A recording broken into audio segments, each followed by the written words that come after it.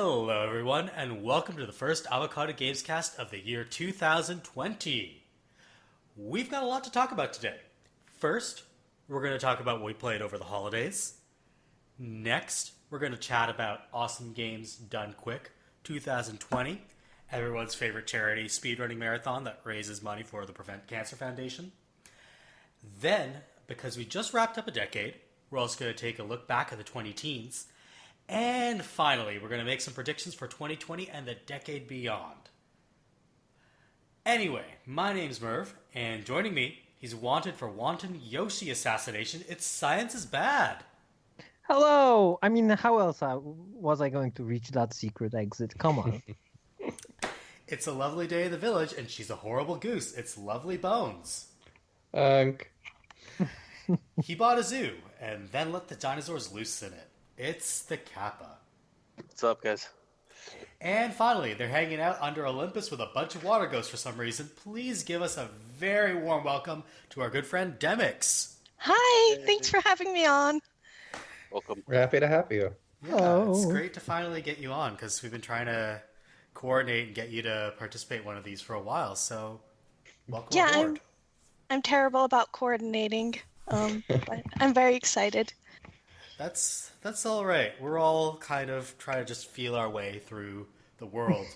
As for Yoshi-killing, so yes. after I wrote up this agenda, I just got inspired and I went to Mario Maker and just started making a Mario Maker level where you have to repeatedly sacrifice Yoshis.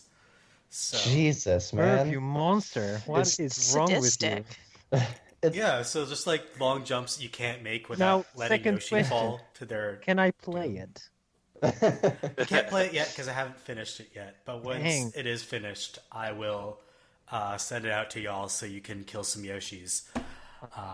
It's one thing to just throw off a Yoshi death or two, or have one pivotal Yoshi death that the whole level runs on, but just repeated wanton Yoshi killing? Horrifying. I mean, they shouldn't have hatched. They didn't want to be sacrificed. They could have just stayed in that egg. What is this, Midsummer? Pretty much. That's the name of the level. Playthrough of Yoshi's point of view, just spawning in, living for 3 seconds, dying, just very existential. First person Yoshi, hardcore Henry, life? but it keeps respawning Yoshis. Yeah, if we could have people... If people can do things like the It Follows level, which if you haven't watched the video of that, I highly recommend it. I'm sure someone could do something like that. I'm gonna have to look that up because we're starting the year pretty rough.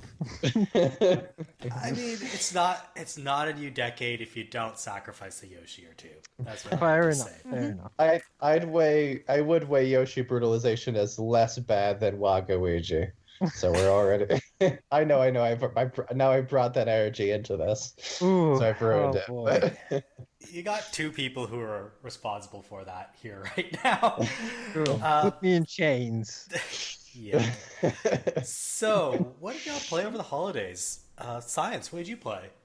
Oh my, a lot of things. I played most than any other game. I played 3 games. One is Ring Fit Adventure. Still going with that. Still playing it. It's a exercise game for the Switch. If you haven't heard about it, it's pretty good. I'm still trucking along. That was in your top 3, right? Yeah. It's still fantastic. It's still a great exercise game. But yeah, not much to say about it except for it's a good workout. I also played Sekiro. Yeah. Yeah, pretty much finished it. It's a good Souls game. I'm not sure how much I can say about that because it's one of those games, but it's a little bit more forgiving. I think. It also has those very much you have to learn a bunch of patterns and all of that, but you don't lose as much when you die, and you have one respawn. So there's a lot more it's a lot more forgiving than other Souls games, and it's good. And I played Death Stranding quite a bit, so yeah, that game. That game is weird.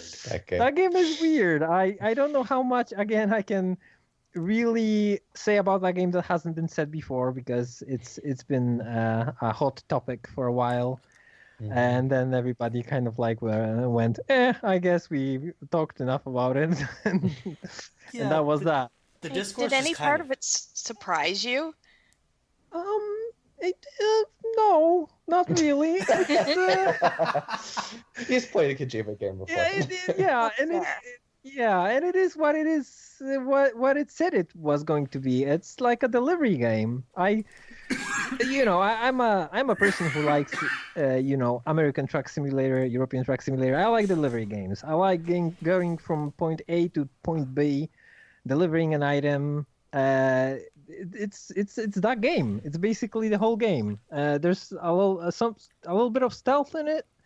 There's a little bit of building in it. Like you have to build highways, like deliver like things for highways and bridges, and that's pretty much it. And the story is very much nonsense, but like they over-explain some things and don't explain other things at all. It's kind of a delivery game made by Kojima. It's what it is on the tin. So we have to go through this section pretty quickly, but I am just genuinely curious. What distinctions can you tell me between American Truck Simulator and European Truck Simulator? Oh, I'm very glad you asked. There is very little actually. Basically, American Truck Simulator has a little bit of a better graphics, but except for that, they're just different places. And that's it. I guess the big difference is it's much easier to travel between countries in European Truck Simulator, right?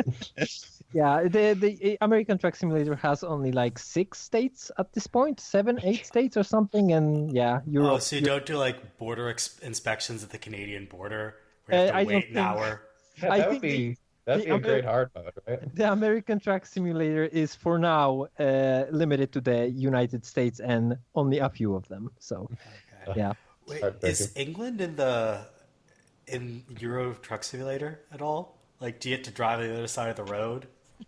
I'm not sure. I don't remember. I have been playing American Truck Simulator when that came out. I basically focused on American Truck Simulator, and it's been like 3 to 4 years since I've played Euro Truck Simulator, so I cannot tell you. But that would be that. Yeah, maybe I don't know. We'll put it in the link dump. Someone's gonna look it up. Sure. So yeah, those are the 3 games I played. People were like super into Sekiro. I think it's pretty good. It's not my favorite Souls game. And when it comes to Death Stranding, like people were very like either hot or cold. There's some people that really liked it. There's some people that were really negative about it. I'm like in the middle. It's like it's fun. It's okay. It was my 10th favorite game of 2019. So, yeah, it's fine. There you go. It's fine. There's my review. Death Stranding, it's fine. Put on the back of the box. It's fine. By science. Thank you. I feel like that's the most positive. Like that's the review that would get me to play a Kojima game. Yeah.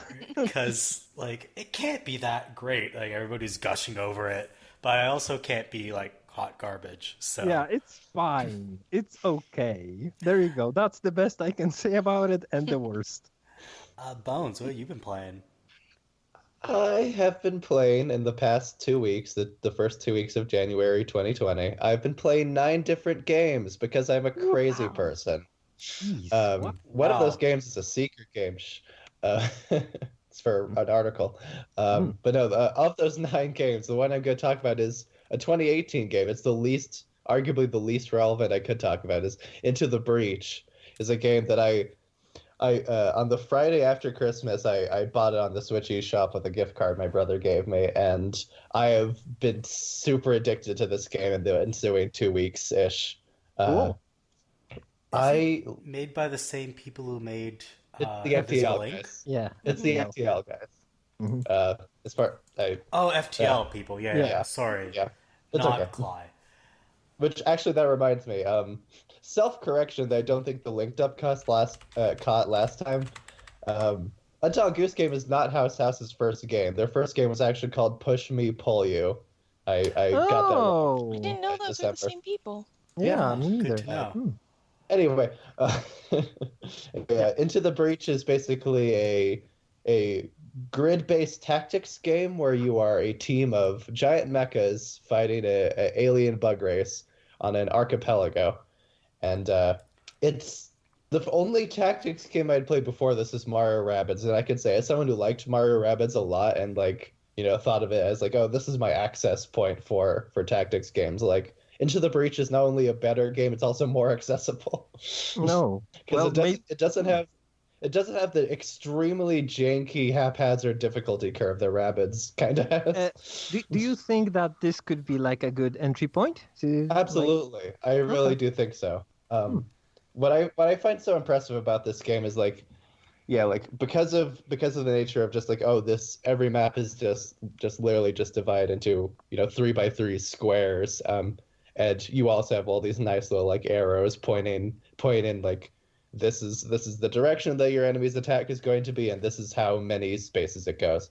It's very readable, and so every single turn you know exactly what the stakes are, and it's entirely up to you to read the situation and minimize the damage as much as possible. And I found that really thrilling and intellectually satisfying. And like, yeah, I considered this game a trial run for me being even remotely willing to consider getting something like Fire Emblem or XCOM, and I'm very satisfied with the results. It's a really, really fun, really satisfying game that's very good at teaching you how to play it. And someone else go. No, go ahead, Demyx. The roguelike progression. Oh yeah. Yeah, so there are elements that are randomized, like each run so there are four main islands and then a final boss island, and each island has like a series of preset levels, and they like some of the like qualifications for like fully completing a given level, and like the order that you have access to each of these levels on the islands are like randomized between runs, right? But it's always like it's a list of presets.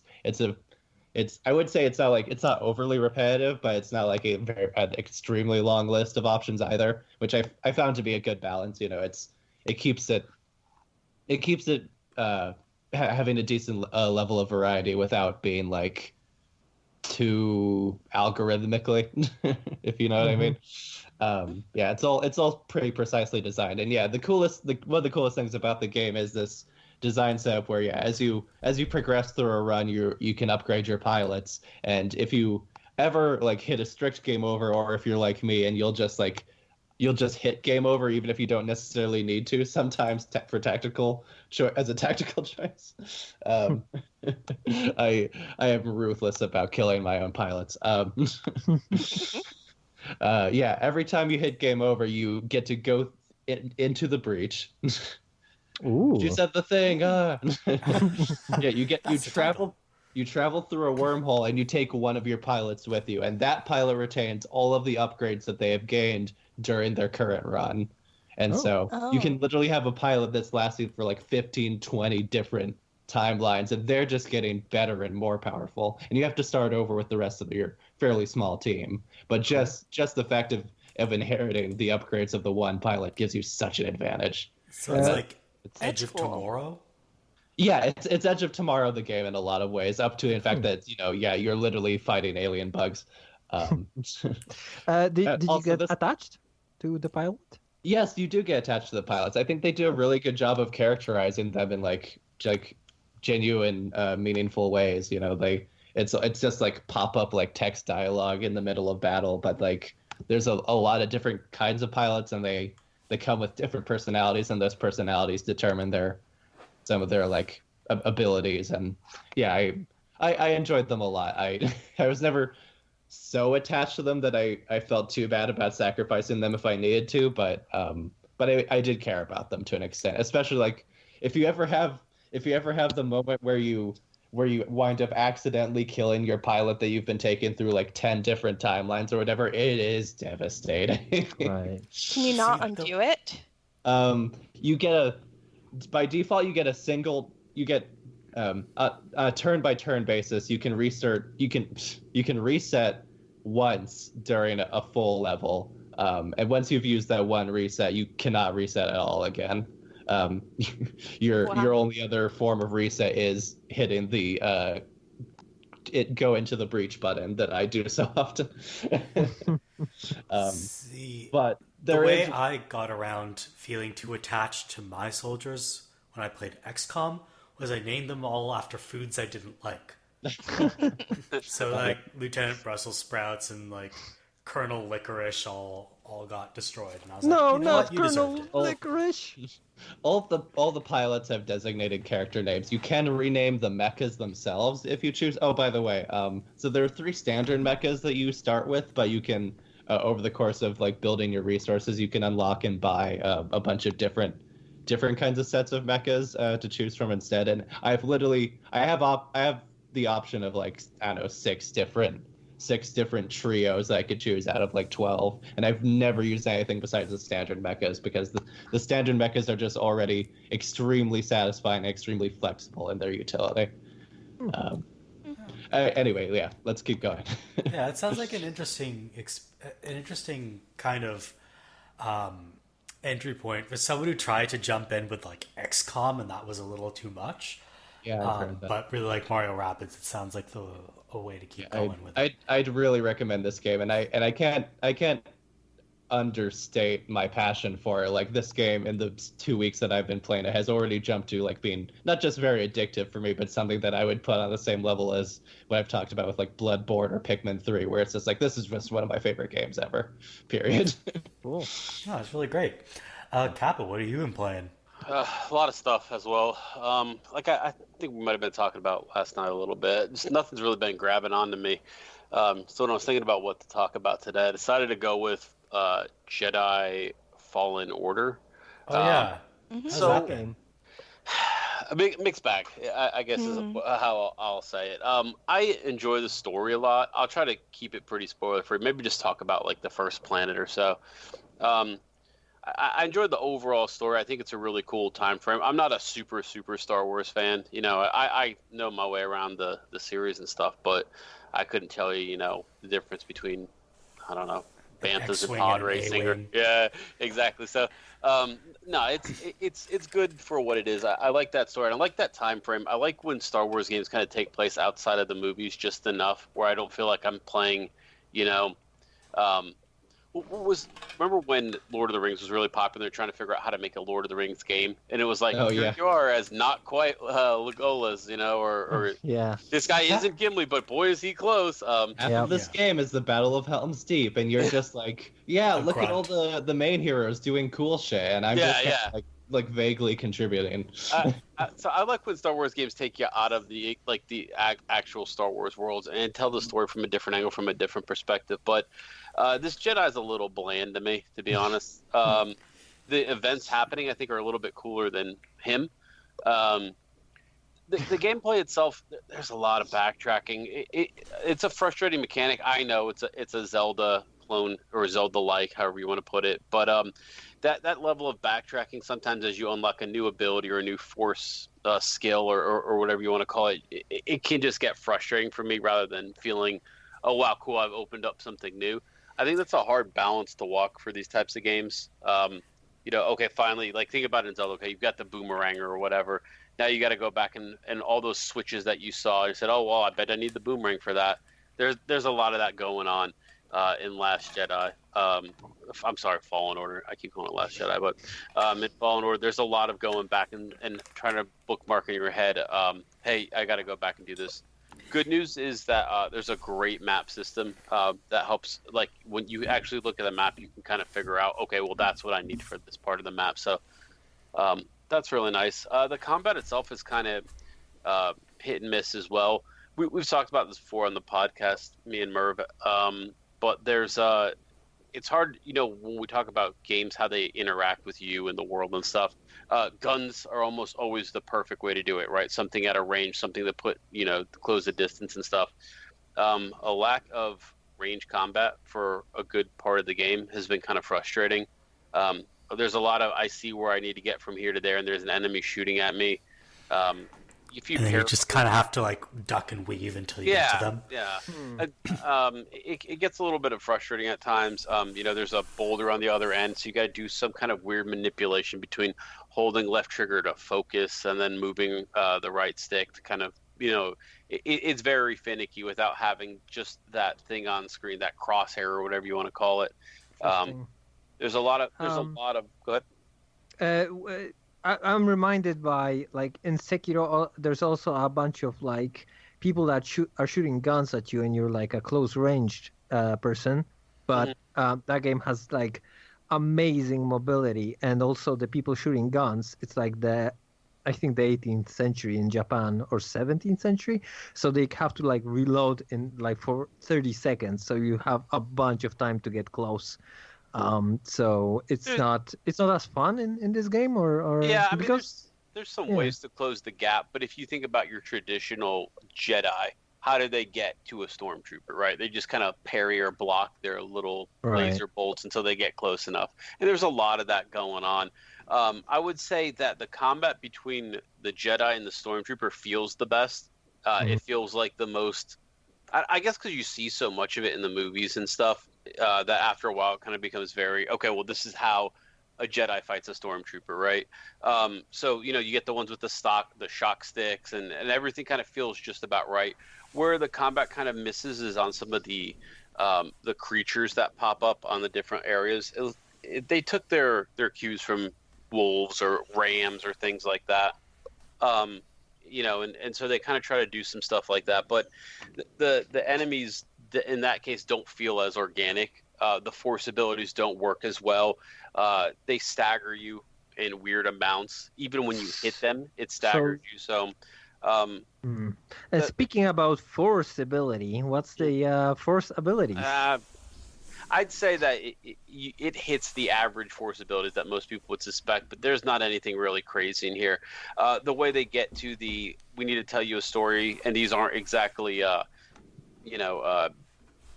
recordings. No, you're having force memory of events. That's kind of his problem, or his power is to go up and look at objects or items, have a force memory about them. So that's kind of the overarching. That's his power. Yeah, like I kind of do that. I look at items and like, oh, I remember buying This is my laundry machine. It reminds me of when I was doing laundry when the stormtroopers killed all of us.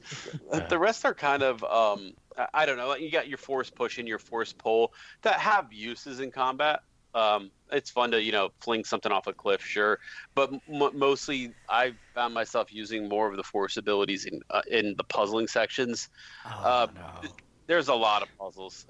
I mean, that's going to be probably your make or break with this game, is how willing you are to go into a big ass room and there's some balls on the ceiling and you've got to get them into different receptacles across the room using, slowing down time and force push and pull and opening vents that blow wind and things like that. You know what this sounds like? This is starting to sound like a big budget version of Recore. Yeah, what the shit is Recore? Sorry. Yeah. Recore was this game made by was it Concept? It was one of the studios that was also involved with My Number 9. It was supposed to be this. No! Inafune. Inafune was behind it. Yeah. Apparently, it's better than My Number 9. For what I've been told. Okay. Yeah. Well, what I'll tell you, the number one game I thought of while I was playing this was Uncharted, for good or for bad. And I mean, EA's been hard up for a hit in the Star Wars world for a while, and this is going to come out to kind of positive views all around. But when you've got kind of the bland-ish main character, the lots of puzzles, lots of backtracking, kind of faceless enemies. Not so much a threat as an enemy that's just kind of always there. That's kind of what I felt like. Star Wars Uncharted is kind of a good mindset to put you in. It seems a lot slower paced than Respawn's other games. I'm comparing this to Titanfall, where you're just zooming around doing wall runs and it's nothing enemies. The gameplay is nothing like Titanfall. I mean, I actually went back and have replayed Titanfall 2 pretty recently. My kid's gotten into it. And you forget that well, I know you don't forget, but that single player is fantastic. There is a lot of good emotion in that story. The stages are tight. They're for a 5-10 minute stage, there's a lot going on. They throw a lot at you mechanically, and they teach you. They don't just expect you to figure it out. I don't feel like Fallen Order has all that. Some of the stages are really bland. There was one plan I mean, I can't even remember what the name of it is. So I would say I think your opinion or your need for a Star Wars game is probably going to sway where this game falls in on like your best of year type list. But to me, it's a good game. It's definitely their best Star Wars game, but it's probably where they're going in the future, which is, let's take popular genres and put Star Wars in them rather than trying to find something to do that we haven't really been able to hit. It makes me wish that, something a little bit more imaginative might have been the game that won out, because obviously, Fallen Order, and I think there was 3 that were 2 announced, 1 canceled, 1 being rebooted. There was still. Visceral's game, which is being completely rebooted, and all of Amy Hennig's work is being scrapped. Mm-hmm. Yeah, so it's not a great place to be, and they haven't really been able to knock it out of the park. But this game's good for what it is. If you're jonesing for some Star Wars, this will scratch that itch. But I wouldn't go in and expecting any kind of genre moving type game with it. So I'm sure other people have more or less into Star Wars than me might have a different opinion. But for me, it's good. It's good. It's not great. It's making me wish I would start a Control instead. But we'll see. That's a game I need to get back to for sure. Demyx, what have you been playing? So I guess let me talk about Ace Attorney, because that's what I've been playing. Ace Attorney will be a breath of fresh air with this group. It is. We've been talking about very dark, very serious games. Is Into the Breach all that dark? I don't know. I like light, funny games. And this certainly fits the bill. But I've only been playing it for. I started last week, and I'm obsessed, honestly. I think this is a fantastic game. It's one of those, where has it been all my life? Because it's so in my wheelhouse. I love wacky games. I love strong characters. I love all of the characters. They're all completely pure-hearted nerds, and I want to love them and want to protect them. And the logic is completely insane, but in an extremely endearing way. One of my favorite aspects is that in this world, you're not innocent until proven guilty. You're actually guilty until your defense attorney can hunt down the actual murderer, get them on the witness stand, and get them to confess on the witness stand. So it's pretty much the Japanese legal system. It's a slight exaggeration of the Japanese legal system, is my understanding. Right. And it's also pretty dark. Yeah. I mean, that's what these games are developed as, so satires of the Japanese legal system. Oh, we just find the darkest parts of games and embellish them as a group. Continue, I'm sorry. Yeah, I mean, it is a little dark, the aspect. But yeah, it's so hilarious with, it's essentially a visual novel. With adventure game elements, but they really make the most of kind of their limited, the limited resources of, it was originally on the Game Boy Advance, with all the super dramatic cut-ins and the really funny reactions everyone has. It's just hilarious to surprise the characters and knock them ass over tea kettle with your sudden revelations. So you like the writing? You like the writing, right? Yeah, it's fun. The writing, and the main character Phoenix seems silly and well written. I find he is very insecure, but also competent in many ways. It's nice, right? Yeah, I'm a big fan of the character archetype, with the character who's kind of a lovable idiot until, the chips are down and suddenly he's not. So it's very fun. Yeah, I find it... I didn't realize that this was developed for the Game Boy Advance, because I'm looking at the Wikipedia article right now. It says it says been ported to the Xbox One, and I'm just imagining playing a Game Boy Advance game on the X-Bone, and it's so weird that we're playing like 20-year-old games on. Like, it's also super cool that we're doing this. We're playing like 20-year-old games on a console designed to pump out like cutting-edge graphics. Which... I mean, it has been touched up, from what I understand. It looks nice, right? I think it looks worse than the original sprites, to be honest. The new art. Well, but I'm a big fan of sprite art. I'm almost tempted to get the DS version, which had the sprite art, because the GBA ones weren't localized, and see what that was like. But yeah, it's kind of hilarious because I actually got a new TV, and this is one of the first games I'm playing with it. So I have this nice new 4K shiny TV, and so of course I'm playing, a game with very basic graphics from the mid 2000s. Yeah. I think that's the best way to ring in a TV like exactly. that. Like, I've been using my PS4 to play old Kingdom Hearts games. I'm not. It doesn't get better than that. Yeah. How are the controls? I guess I played it on. What was the one with the stylus? That was DS, right? DS1. Yeah. I remember the controls being on DS a little bit finicky with when you had to go to like the kind of the clue hunt areas. Do they on console now? Do you just kind of move around it at highlight stuff, or how do you find those? Yeah, you move around it at highlight stuff. It's very straightforward. Yeah, I would imagine so. Yeah, the controls are fine. I mean, it's a pretty basic game. Those pixel hunts can get frustrating when you're trying to find down to the exact little thing. It was easier. It made more sense with the stylus because you could tap. The little area that didn't make sense, but I don't know. That could get frustrating if you're trying to figure it out with a joystick. Yeah, I haven't run into that too much. Maybe I'm just kind of patient because I'm absolutely hunting down every last little thing so I can get all of the dialogue. I do appreciate that it check marks the things that you've already seen, and it uncheck marks them when they have new dialogue associated with it. Oh, that is that nice. stops me from tearing my hair out trying to get every little last scrap of dialogue. I remember the music being also amazing.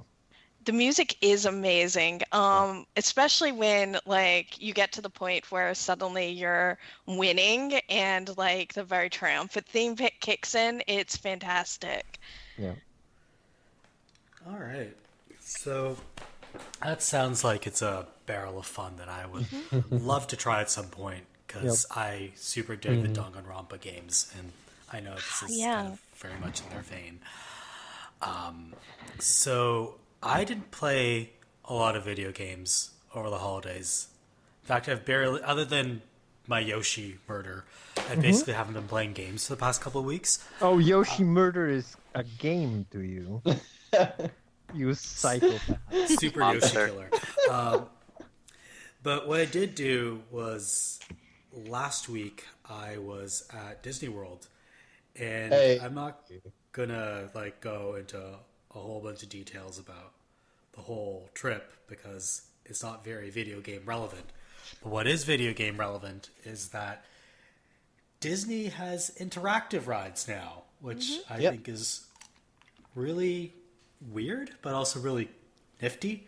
Do you choose if Goofy lives or dies? That would be so.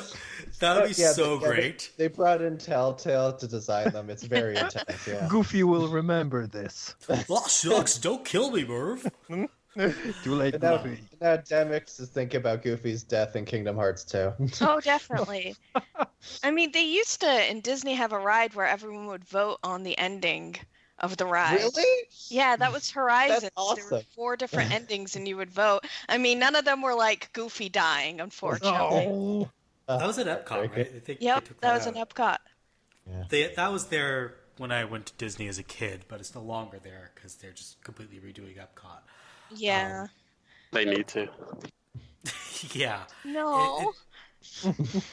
I don't want to I don't want to update the entire thing with Disney theming. I kind of like the weird retro future thing Yeah, that you going can- on. Yes, World thank Showcase. you. Exactly. Not If Disney lost every aspect of its like weird like proto-utopian like straight from Walt stuff, I think it would lose a lot of its value culturally. But I had They'll to keep explain that to a alive. 4-year-old what Captain EO was. So after that experience, I'm fine with getting rid of most of that stuff. I think they kind of like keep that around in Tomorrowland. Speaking of Tomorrowland, it's the segment of the Magic Kingdom where Buzz Lightyear's Space Ranger Spin is located. And that's like this weird light gun game where you're shooting targets. It's basically laser tag, but you're on a ride. Then they've got these more sophisticated rides that are much newer at Hollywood Studios. One of which is Toy Story Mania, which is a bunch of Midway games where you put on 3D goggles and you pull a trigger on a string and then you fire blobs at targets. Fun fact, sorry to interrupt, but you may or may not recall on my very first episode of the Games Cast, which was almost a year ago now, February 2019, I talked about going to Disneyland with my girlfriend Library Lass, and I played Toy Story Midway Mania, and I talked about it. Oh yeah, I remember this. So when I saw you talking about that in the agenda, I was so excited. Yeah, it's that's a California Adventure in California. Yeah, I've actually never been to California Adventure, despite having lived in LA for 2 years, and now I've moved back to the East Coast, so that's never going to happen anytime soon. It's a shame. But they do have a version of it at Hollywood Studios, and it's a lot of fun. Like I went on the ride twice, and I think it's super neat that they have all these moving parts with, they have the ride, they have the 3D goggles, they make it all mounted gun thing where you're like actually pulling a string to fire. Yeah, the fact they make it all work is really remarkable. Yeah. And then the other kind of attraction with video game elements would be the Millennium Falcon Smuggler's Run. Right. Galaxy's Edge. A new one. I didn't think it was interactive at all the first time I rode it. I actually rode the version at Disneyland a few months ago. But then midway through the ride, I realized, wait, I press the buttons and it does stuff. Which is super, super neat. It's just like a simulator where you push buttons. And Merv, you go to Disney a lot more often than I realized. So it's a part of your image that I wasn't really conscious of. So the funny thing is, I went to Disney World once when I was really young, then once again in high school, and I basically just didn't go to theme parks for 12 years. And then I've been to Disneyland and Disney World in the same year in 2019. Very nice. So I like theme parks a lot more than my number of visits would suggest, because I was like a huge RCT junkie when I was a kid. Valid. Yeah, I love me some Roller Coaster Tycoon. Drowning Peeps, nothing better than that. I think I have this whole theory worked out about how dark rides at Disney World are essentially the same as walking simulators in video games. Even if you don't have the interactive elements, because walking simulators often also have limited interactive elements, they're essentially a set that you move through. I like this take, especially so the newer dark rides like the Flumes, like the Navi River Journey at Animal Kingdom. Yeah. That's the kind of thing that I think is like a walking simulator. Yeah, definitely. In this case, a boating simulator. The really funny thing is that would make It's a Small World super avant-garde as a video game. I'd played the hell out of that video game. I also wanted to be on the first time I ever went on It's a Small World. Well, I went to Disneyland once when I was really little, and then it was a long hiatus, and then in 2019 it was the first time I'd been since I was really young. So I don't really remember that first trip at all. So as far as I'm concerned, the first time I went on It's a Small World was last year, and I actually really, really love that ride. I've been surrounded by like male cynicism about that ride for so long, but I think it's a lot better than people give it credit for. I wholeheartedly agree. I love Small World. I will defend it. I actually like it a lot. Just for the fact that, there are actually more lyrics to the song than just It's a Small World, believe it or not. And those lyrics are actually like surprisingly meaningful, I would argue, in a very like 60s idealist kind of way, sure, but still a way that I enjoy Sorry. it. This is not a theme park podcast, so I apologize. Kappa, sorry, what were you saying? Oh, the only thing I don't like about that ride is the smell. I think that's one thing that doesn't get brought up. Actually, it's a weird, like, I don't know how to describe it. Like, it's too clean. Yeah, the It's like chlorine. A chlorine? It's Yeah, chlorinated yeah. up. yeah, the Awesome. chlorine water smell is a part of the experience, I think. Like it hits you as soon as you kind of make that first corner into it. I go to theme parks a ton. I actually really like that ride in a weird way. I'm But actually thinking about like we could do a one-off theme park episode if enough of us are passionate about that. Yes. I've got a lot. I just came back from Universal. We did the whole Harry Potter thing and everything, and I had a lot of thoughts about that too. So we could definitely sneak one in one day. Plus, do there's gonna be in February. Yeah, there you go. Plus, so Nintendo World's opening this year in Tokyo, and then is gonna open in Florida a few years later. So we can vaguely justify it as video game related. Yeah, it's Plus, we interesting could talk to see about it Roller kinda- Coaster Tycoon. There's, Planet Coaster. yeah. We'll make it happen. Speaking of things that already were made to happen, AGDQ 2020 just wrapped up yesterday as of this recording. And that was a pretty successful charity drive for the Prevent Cancer Foundation. They actually broke their previous record. They raised, I believe, around 3.2 million? 2.3 million. Nice. Was 3 point, it was over 3 million. Was it really? Yeah. Oh shit. Okay. Yeah, Okay. it was over 3 million. Okay, They that was broke- on me. In my defense, when that record was broken, I was taking those long notes I was talking about earlier. I could Yeah. only like half hear it because my girlfriend was watching it. It was ridiculous at the end how much money they were raising. But anyway, what I wanted to talk about was some of the more memorable runs. And this year it seems like the Mario runs were all really interesting. They had the Super Mario 64 through a randomizer race, which is this ROM hack that just completely messes with the placement of stars and items. They did this Super Mario World One Mind thing where they have this device that switches the control. Both players are controlling one character, and there's this device that switches control between them every half second. Sounds like It a was nightmare. Yeah, it was one of the funniest runs that they've ever done at AGDQ. Just real quick before we get to the specifics, I felt like this was probably the best organized I've seen it, at least that I can remember, particularly on the streams. It seemed like they really kind of kept to a schedule a little bit more. It wasn't as well. This game comes up when this game comes up. I don't know. I don't know exactly how to describe it, but it just felt better as a viewer this year on a streaming service at least. Yeah, it was definitely well done, and the downtime between the start and the end of a given run was, I think, a lot better overall. Absolutely, that was the biggest part. And they managed interviews really well this time. They managed. That's great, and that's a good point. But also the other thing I thought they did too was they gave you a little bit of a timer about how long the setup was going to be, which lets you know, okay, well, I should expect this run. But it wasn't all ironclad, and there was definitely some that went long. But I did just want to say overall, this was a really good one. A lot better managed than it has been in the past, where it kind of felt a little more, we'll stream this when we stream it. Yeah, it was definitely very well organized. There were a couple certain streamers who fell through the vetting cracks who probably shouldn't have, but what are you gonna do? I get that they're limited on what they can do with that. Shit happens. There was a run I really wanted to shout out, unless anyone wants to say something first. I'm sorry. I was just gonna say the third Mario run that was super cool. And it's cool they do it every year now, was the Super Mario Maker 2 blind relay race. Yeah. Yeah, the way, having that level of skill and knowledge and sight reading ability on essentially borderline Kaizo levels is completely nuts to me.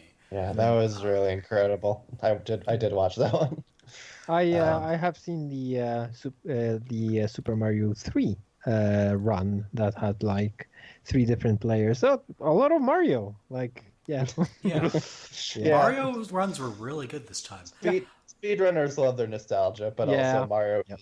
is really, really well suited for That is these true. events. Yes. Bones, the, you want to shout out a Yep. run? Yeah, my favorite run that I saw was actually pretty early in the week. It was the Punch Out for NES, where these two friends, were both blindfolded and they were sharing a single controller. So just like one of them was holding half of the controller and the other was holding the other half, and just one person doing the D-pad and one person doing the face buttons. And yeah, so if you haven't played Punch Out, that is a intensely rhythmic and very, very precise, intense game. And Yeah, these two dudes with blindfolds on, controlling the single controller, were so incredibly coordinated, and they beat the game in 25 minutes, which Oh was my.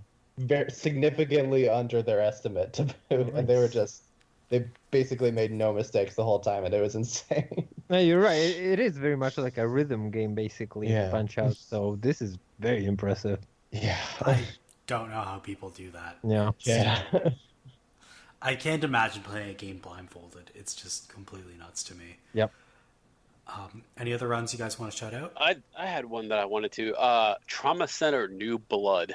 Oh. I love that run. I don't know what it is about that game or that run. I don't know. Don't tell me anything like the guy who did it was a bad person or anything. But, there was something about the game that I had never seen Trauma Center past the DS ones.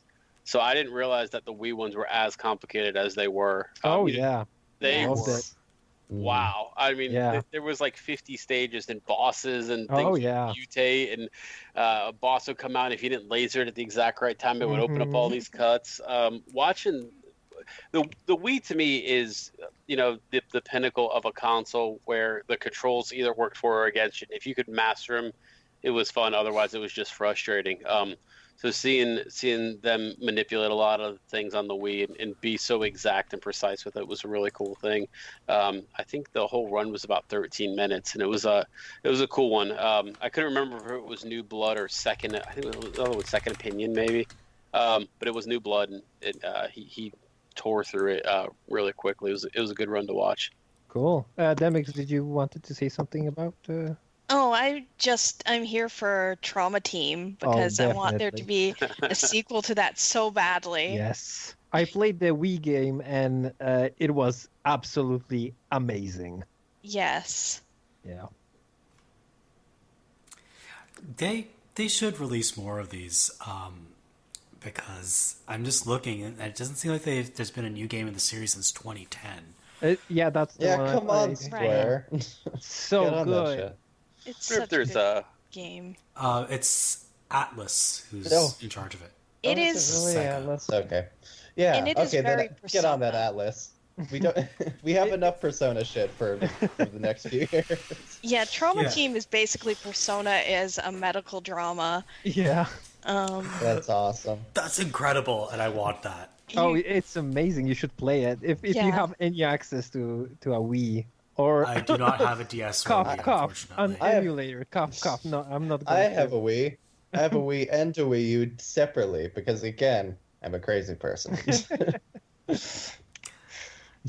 I'm gonna give this a try somehow. well, watch Yeah. that. Do. Watch that run. too, if Potentially you with an haven't seen- aquatic mammal of the bottlenose variety. Sorry, what was that, Kappa? I was gonna say, watch that stream too if you get Yeah. a chance, because the way he throws stuff together, they really kind of, it's one of those runs where they're not necessarily breaking apart the game.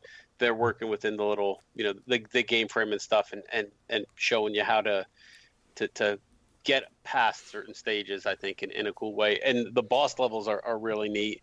I can't remember what they were kept calling. I think they were calling it like the flour tortilla, like the two things like merged together before they cut up the person. It's kind of cool. So it was probably one of my favorite runs, just to sit through and kind of laugh, because it's fundamentally kind of a silly game, like over the top of something really serious, like surgery. But watching the speed run of it was a lot of fun. Merv, I think you can find the game pretty cheap, and there are ways to play it on your computer. So you should try it. I've heard tell of a finned mammal that can Yes, help me. yes. Anyway, let's move on now to our decade retrospective. Because unless you're extremely pedantic, a decade just ended. Mm-hmm. And a lot happened in the games industry. It's not even valid pedantry. Sorry. It's really not. Is it invalid in the same sense that of like people who to insist that nauseous only means stuff that causes nausea, even though both senses of the word nauseous have been in use since the word's coining? Yeah. Yeah. Okay. Pedantry that's like has no engagement with actual like cultural connotation is not effective pedantry as far as I'm concerned. That's fair. Anyway, so if you're an aspiring pedantic jerkwad, then a decade didn't just end. Otherwise, a decade did just end.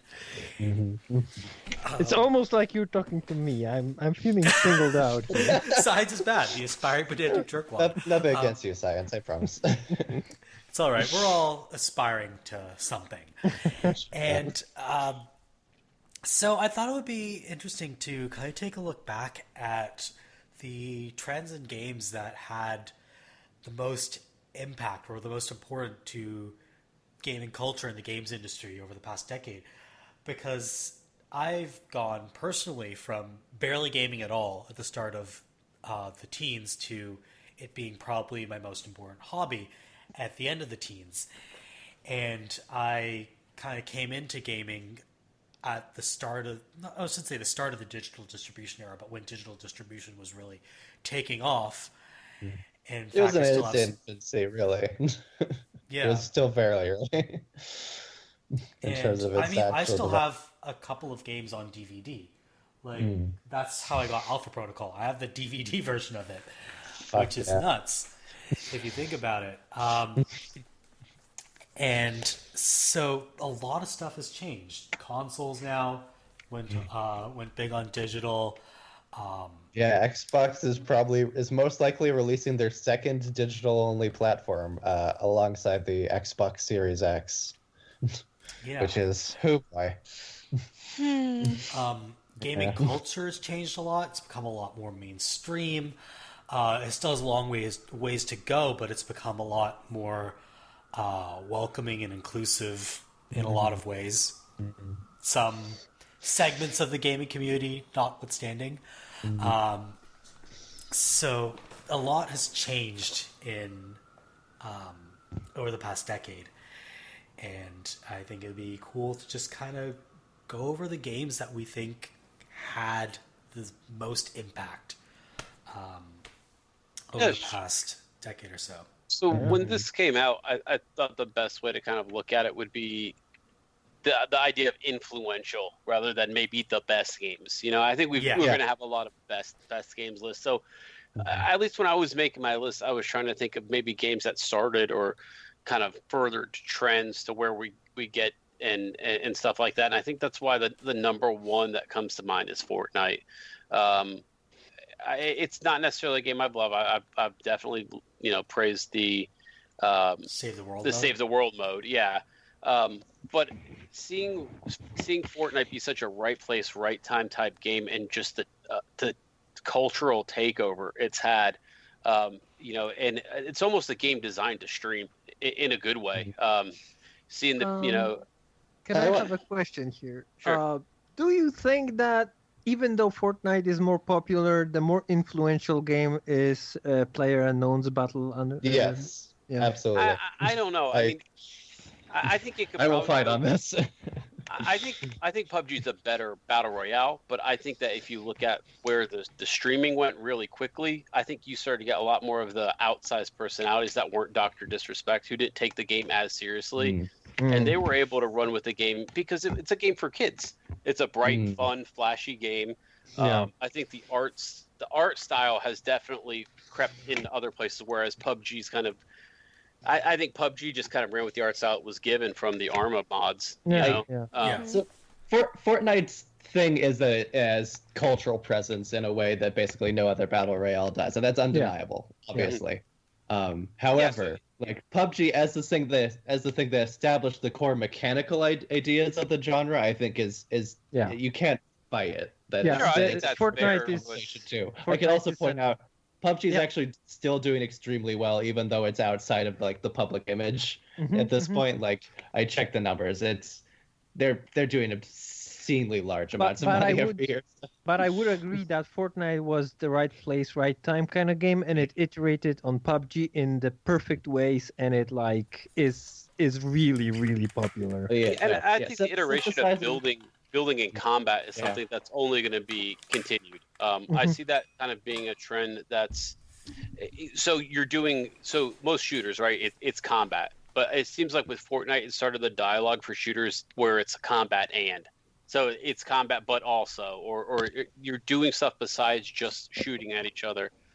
Which is stuff that we've kind of started to see pop up here and there. Tarkov's, scavs. I think that's Mhm. kind of another way of basically Now, working that out. But couldn't that be also like traced back to H1Z1 when you're like the start of like survival kind of games, all with shooting elements popped up? Like there Yeah. are, yeah. Yeah. I think it's a mutation of that, isn't it? yeah. But I think the building is its own skill. I mean, when you're Yeah, seeing That's people who become amazing players because of how they outbuild, that's a whole different mentality to go into a fight with a whole different skill set. Obviously you can pick any Fortnite streamer and you can watch them build a circle around the people they're up against. The person can never even get a That shot is off true. of them because they're so amazingly Yeah. quick and precise. I don't know if you've ever tried to speed build in Fortnite, but it is a skill. I mean, there's no way around it. It's a lot harder than hitting headshots for me, at least. No, I guess. I trust and understand that. I do. Yeah. Yeah. So when I think about a game that kind of just was as influential as we can, obviously people wanted to chase that buck now for a while. I feel like that Fortnite's kind of above and alone in the at least in the culture conversation of games that I think were just influential or important for the decade. The other thing that Fortnite had a huge impact on was the industry, especially how it completely transformed Epic Games from a developer we thought of as just licensing an engine to a developer actually making Yeah. a video game. Epic had been in this position where when they sold the license to Gears to Microsoft for a while, they weren't sure what their flagship was, and it seemed like their quote unquote best days were behind them. Yeah. And then not even the main game that they were building as the Fortnite game, but the free mode that they threw off as a lark just because PUBG was a thing in summer 2017 turned into this what built their company back up. This is how bad I am at predicting things. When Fortnite did this, I was like, this isn't going to survive a month. Which, hey, egg on my face. And I mean, other battle royales didn't survive a month. Yeah. Remember Radical Heights? yeah. It was like, PUBG is going to be the thing. Fortnite, come on, who's going to play that? Well, there you go. Yeah. Turns out that the cartoony characters of Overwatch. Yeah. So whatever I ended up say as popular. predictions in this podcast, just take the inverse of that, and it will probably come true. There I was was a trying lot to of. segue, man. I was trying to segue to Overwatch. Oh, sorry. Oh yeah. My I apologies. want to talk Sorry. about Overwatch. Yeah, sorry. It's okay. Sometimes my segues just kind of get lost under the noise. So I actually seriously think, though, that part of what paved the way for the cartoony art style of Fortnite to really take off was that Overwatch made it popular. Yeah, Like, I agree. the whole idea of making cartoony games with heroes, that, I think, is something Overwatch mostly gets credit for. Yeah, what Overwatch I think gets credit for is the stylistic establishment it allowed. You don't get Fortnite's cartoony style in the same way. And for that matter, you don't get Apex Legends, not just visual style, but also its approach to hero characters without Overwatch. Unfortunately, the hero game as a thing of team-based multiplayer that's a smart way to iterate on what Team Deathmatch had been doing for the previous decades hasn't really caught on. It got overshadowed very quickly by the emergence of the Battle Royale, among other things. So that's that's weird in its own Yeah, way. like I also want to say, Lawbreakers, yeah. Battleborn, yeah, they're fucking dead. Battleborn, yeah. God. We have in our agenda notes that Overwatch's role in like the emergence of loot boxes and microtransaction. I want to counter that. I would say, Overwatch contributed to the further mainstreaming of it, but I would not say that we could largely credit Overwatch on that. Like, to me, it had been a solid at least 5 years more of that building across, like, you know, Counter-Strike, FIFA, Counter-Strike, like mobile. EA. mobile, Yeah, yeah. like Mobile especially. the mobile industry is where microtransactions started, and like EA and Activision, Okay. Activision Blizzard already had huge stakes in the mobile industry when those were taking off, and they established the microtransaction economy, and then they brought it to console. And I think that's the So right way it's to not- look at that. It's the reason it's specifically loot boxes and not microtransactions, which Fair. were mainstreamed in the AAA space much prior to Overwatch, Okay, is fair point. is because like there were loot boxes, say in Mass Effect 3, Yes, they were. but where they really became popular in the AAA space was I think with Overwatch. I think that's a very fair point. I didn't Yeah. really think about that distinction, so I do apologize for that. That makes And- sense. Did you want That's to fair. say Like something? microtransactions, Overwatch is not responsible for like cosmetic microtransactions where you know what you're gonna get. and the loot box It's really the loot box. and the loot box model. thing is indisputably important to talk about because it actually got like international governments involved in video games. Oh, Like, yeah. thanks, Yeah, guys. that was like because when Battlefront 2 went ahead and did it, that got people really pissed, understandably. And now, companies are having to face potential legal repercussions for, putting gambling mechanics into video Gambling. games. I love gambling. I don't know how you guys. Gambling is the best. Wish we would put gambling everywhere. It's fantastic. I like gambling with fake money. Demyx, did you want to say something about because Oh no, I was thinking that the loot boxes are very much in the mobile space too before they became Oh, in the yeah. AAA space. Really, the gashapon is what I think of. Those Yeah. were raking in so much money. Oh yeah. Yeah, the loot box definitely like fundamentally is taking its model from Gacha games. Yeah, that's Oh, pretty yeah. undeniable. Like- undeniable. Like, oh god, I hate to bring this back, but because we spent so much time talking about it, but, like friggin' Kantai Collection, Oh yeah, there it is. Ship Waifu's game. Oh god. Yeah. That's a fucking Oh, gotcha no. game, right? Yeah, but I'll also grant that like Gacha games did as far as I can tell, and I'm the youngest person here by a good few years at least. So maybe I'm totally misguided here. But as far as I can tell, Gacha games didn't really have a very, very strong, very prominent cultural presence in the West until fairly recently. So Yeah. I think that has to be taken into consideration as well. Do you count these fun bubblegum machines that you put coins into as a I gacha have machine? no idea what you're talking about. So Oh, You those haven't are been to fun. like a Midway arcade because that shit is in all of them. yeah, I suppose so. No, that's fair. I like there. It's very much something that has its origins in gotcha games. So Demyx is completely right, Oh, yeah. and the video game industry never saw a dollar on the ground that it didn't want to hoover up. So like, I'm sure execs were looking at these gotcha games, looking at how much money they're raking in, and being like, "Yo, Blizzard." I can You're gonna assure put you, that they shit in did there. not start the sentence with "yo." I think Bobby Kotick says yo. Oh, Bobby Kotick totally says yo. Bobby Okay, Kotick but he is says coming it up in a the way- he 80s says and it like 90s. the- He totally thinks he should still say yo. He says it like the Steve Buscemi, "How are you doing, fellow kids?" Yo. kind of way. Yeah, that's how I imagine. How Bobby the kids Kotick. say "yo"? Yo. Jesus, I cannot imagine even. Yo, my name's Body Kodak, and I'm here to say Oh, I'm no. gonna make money No, in no. a rapping way. No, This is your rap corporate jokes. video. I just want to see. I despise Bobby Kotick, but if Okay. he made a rap video, like the whitest rap video that I've ever seen, I would actually start liking Bobby Kotick. That would single-handedly make him more endearing than a friend of the podcast, Randy Pitchford. Yes.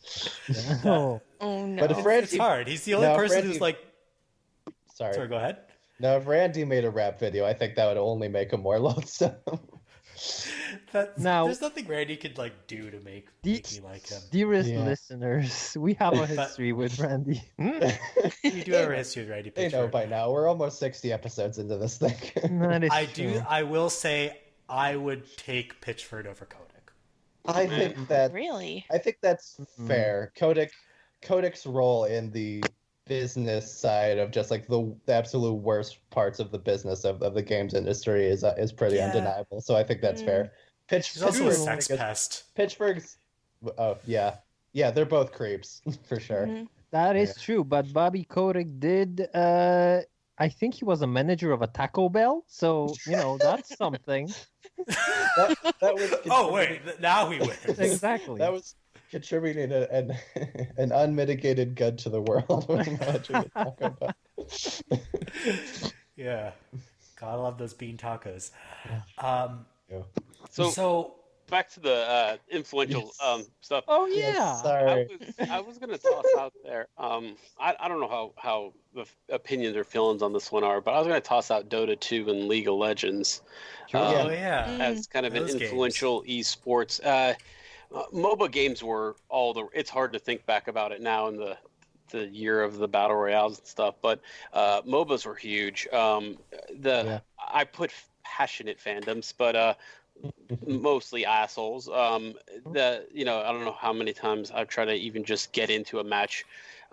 These games have a steep learning curve, and nobody's there to help you. And if you aren't good at it, you're not wasting 10 minutes, you're wasting 2 hours. So it kind of brings out the worst in people. I literally couldn't have told you what MOBA stood for until like 6 months ago, and even then I had heard of multiple examples of the game, and I understood the basic concept, and I was aware of how big it had been. I think that says a lot. I was a big Dota 1 player back when it was a Warcraft 3 mod. It was Yeah. kind of our go-to way for my WoW guild to blow off steam, kind of sometimes during, but usually before and after raids. We'd all jump on, do a couple Dota matches, and move on. It was a great mod. It was very fun, but nobody could have predicted it would become what it is. The idea of learning and managing 200 different types of heroes, each with pros and cons and situational uses and stuff like that.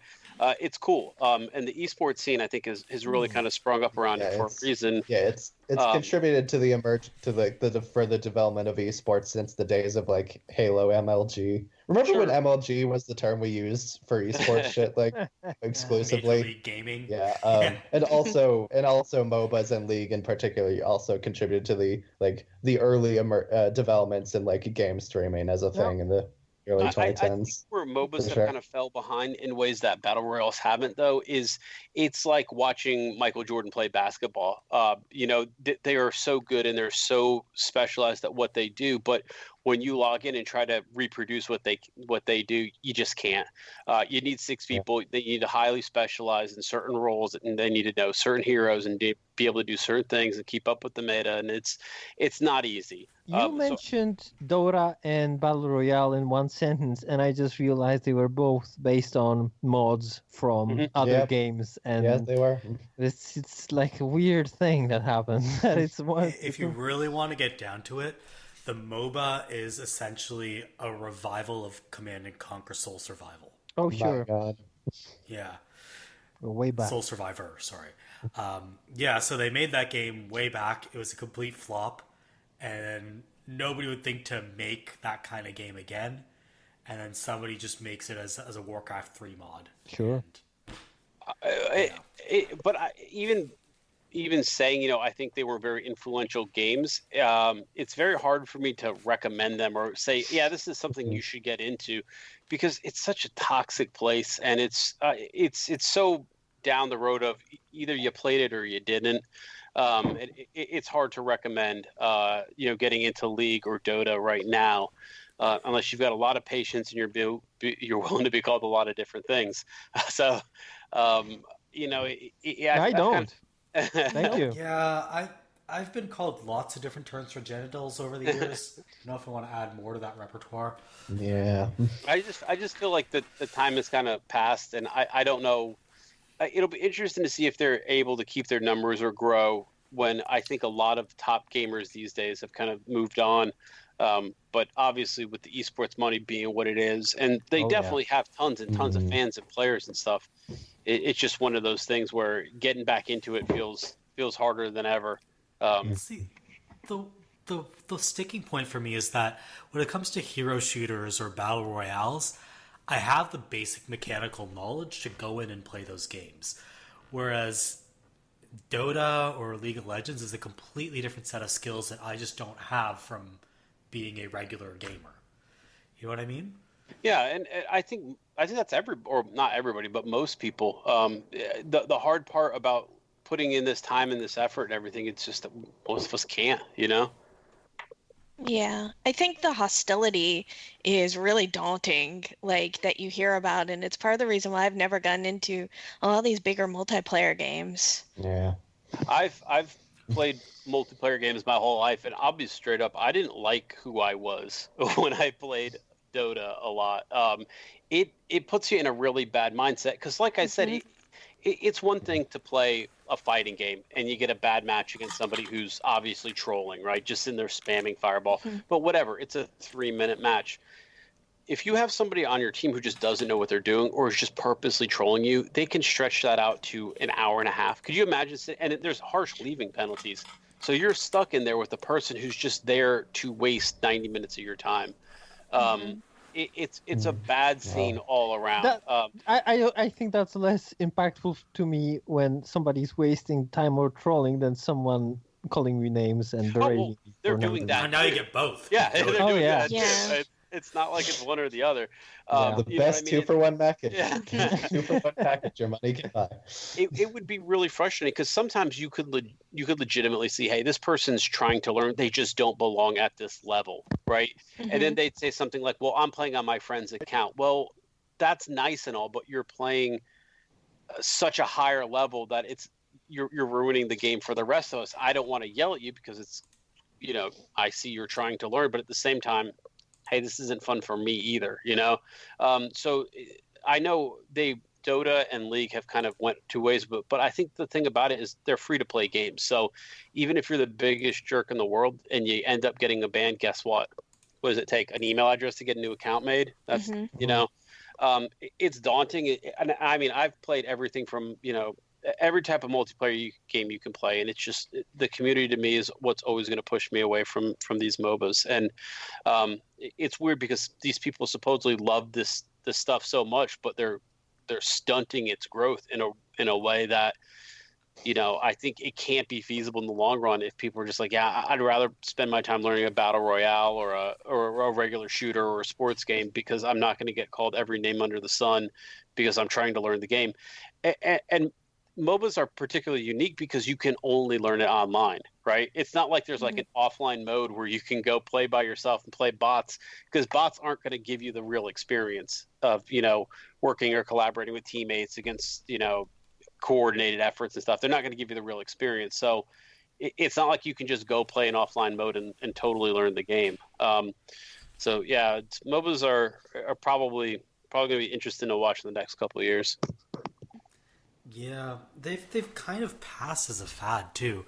I don't hear people talking much about Dota or League anymore, and Riot is diversifying into other genres. Yeah, taking that lore and outside of, I would say, doing stuff outside of the esports scene. I think it's still very strong in the esports scene, but I think outside of that, I don't think you hear about I haven't heard my friends, hey, let's jump on Dota for years and years and years now.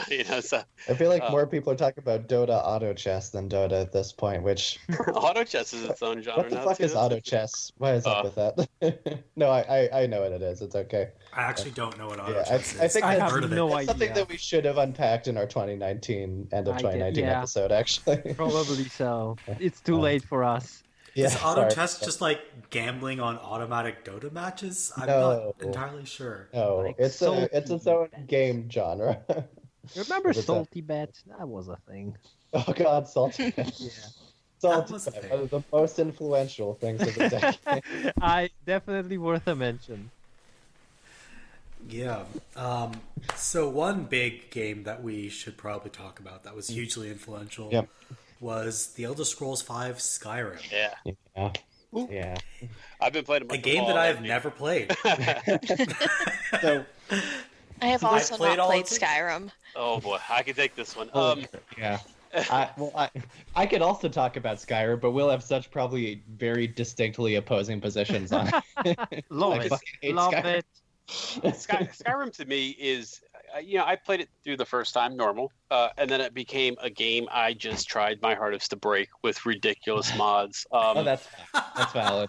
That is the perfect way to play that game. I mean, right now I'm playing Fallout 4, and I've got almost 250 mods running. Like that's what I try to do is almost use it like an engine to play the game I want to play.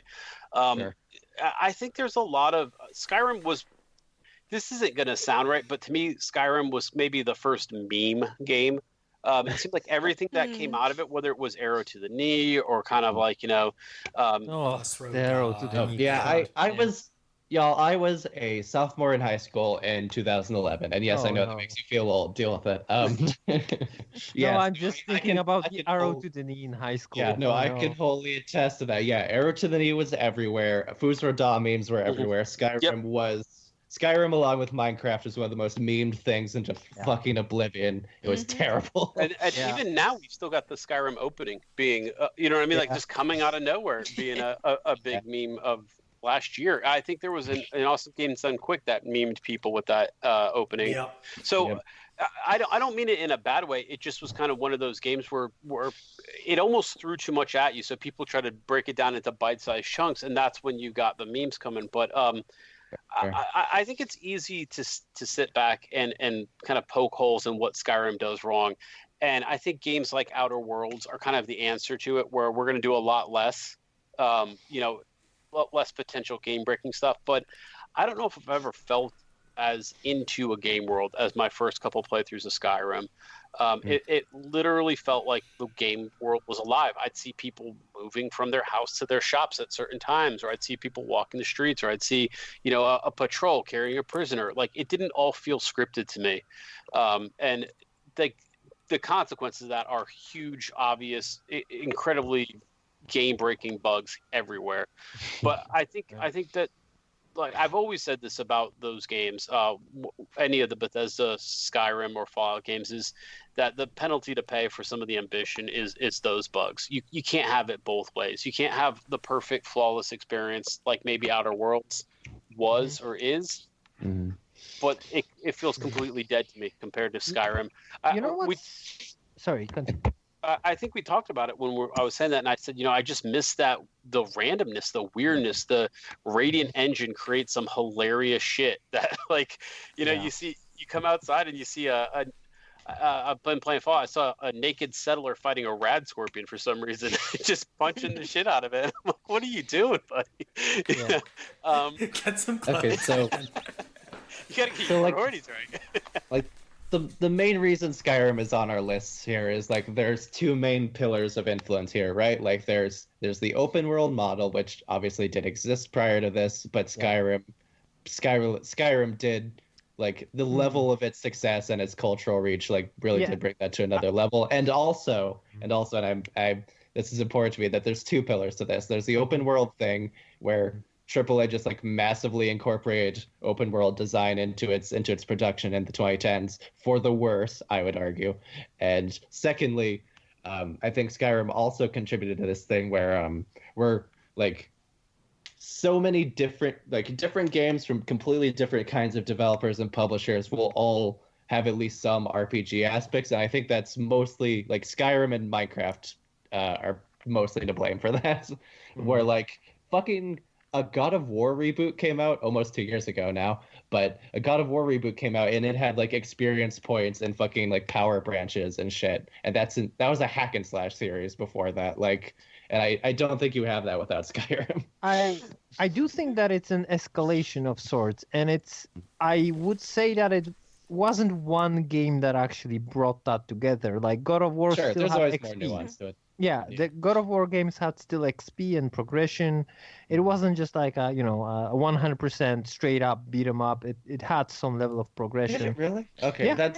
that's genuinely on me for not knowing the old games. But I agree Okay, with you yeah.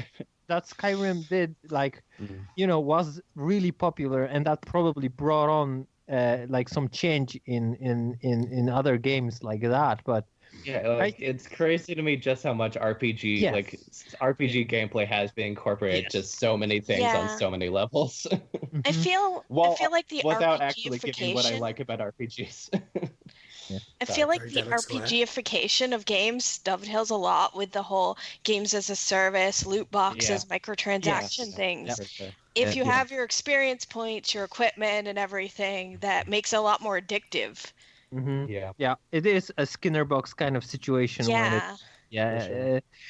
and I would also say that like the Elder Scrolls game have been increasing in popularity with every iteration. So I was like, Oblivion was really huge when it came out because it was one of for the sure.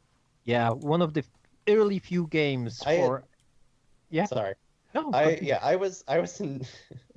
I'm gonna continue to make everyone feel old. Yeah, I was in elementary school when Oblivion came out, and I had never heard of the term Elder Scrolls before. I had never heard of Bethesda before, but Oblivion was so talked about that I borrowed my brother's copy and played it, and then Skyrim on 360, and I hate both games so much, y'all.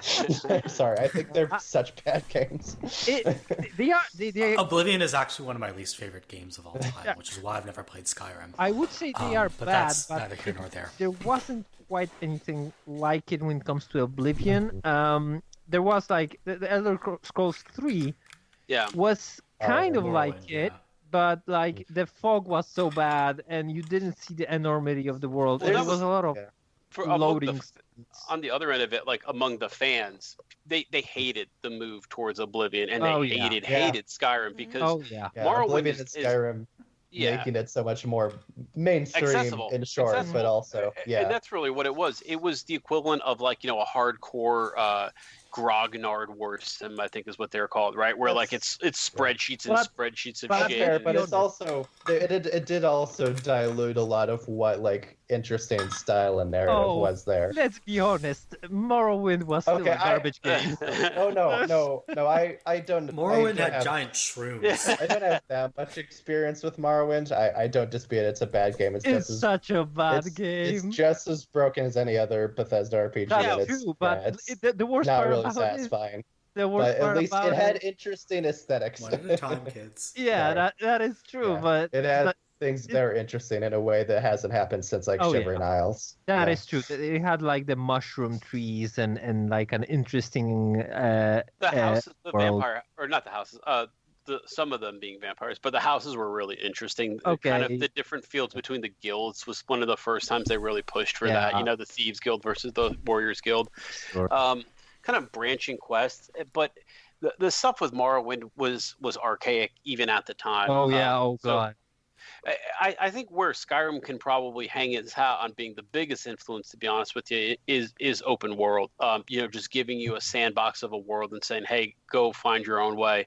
I read this probably around the time that Skyrim came out, and this person kind of really hit the nail on the head of how I play. Sometimes I'll just fast travel to a place and just start walking in a direction. Just to see what I find. Exploration is something that we talk a lot about, a game having good exploration, but I really feel like these games nail it.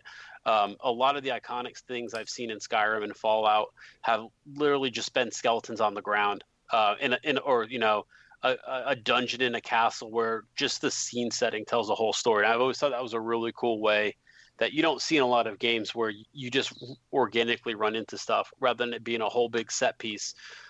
There's a lot of work that goes into Skyrim, guessing that a player may never even see that, you know? Definitely.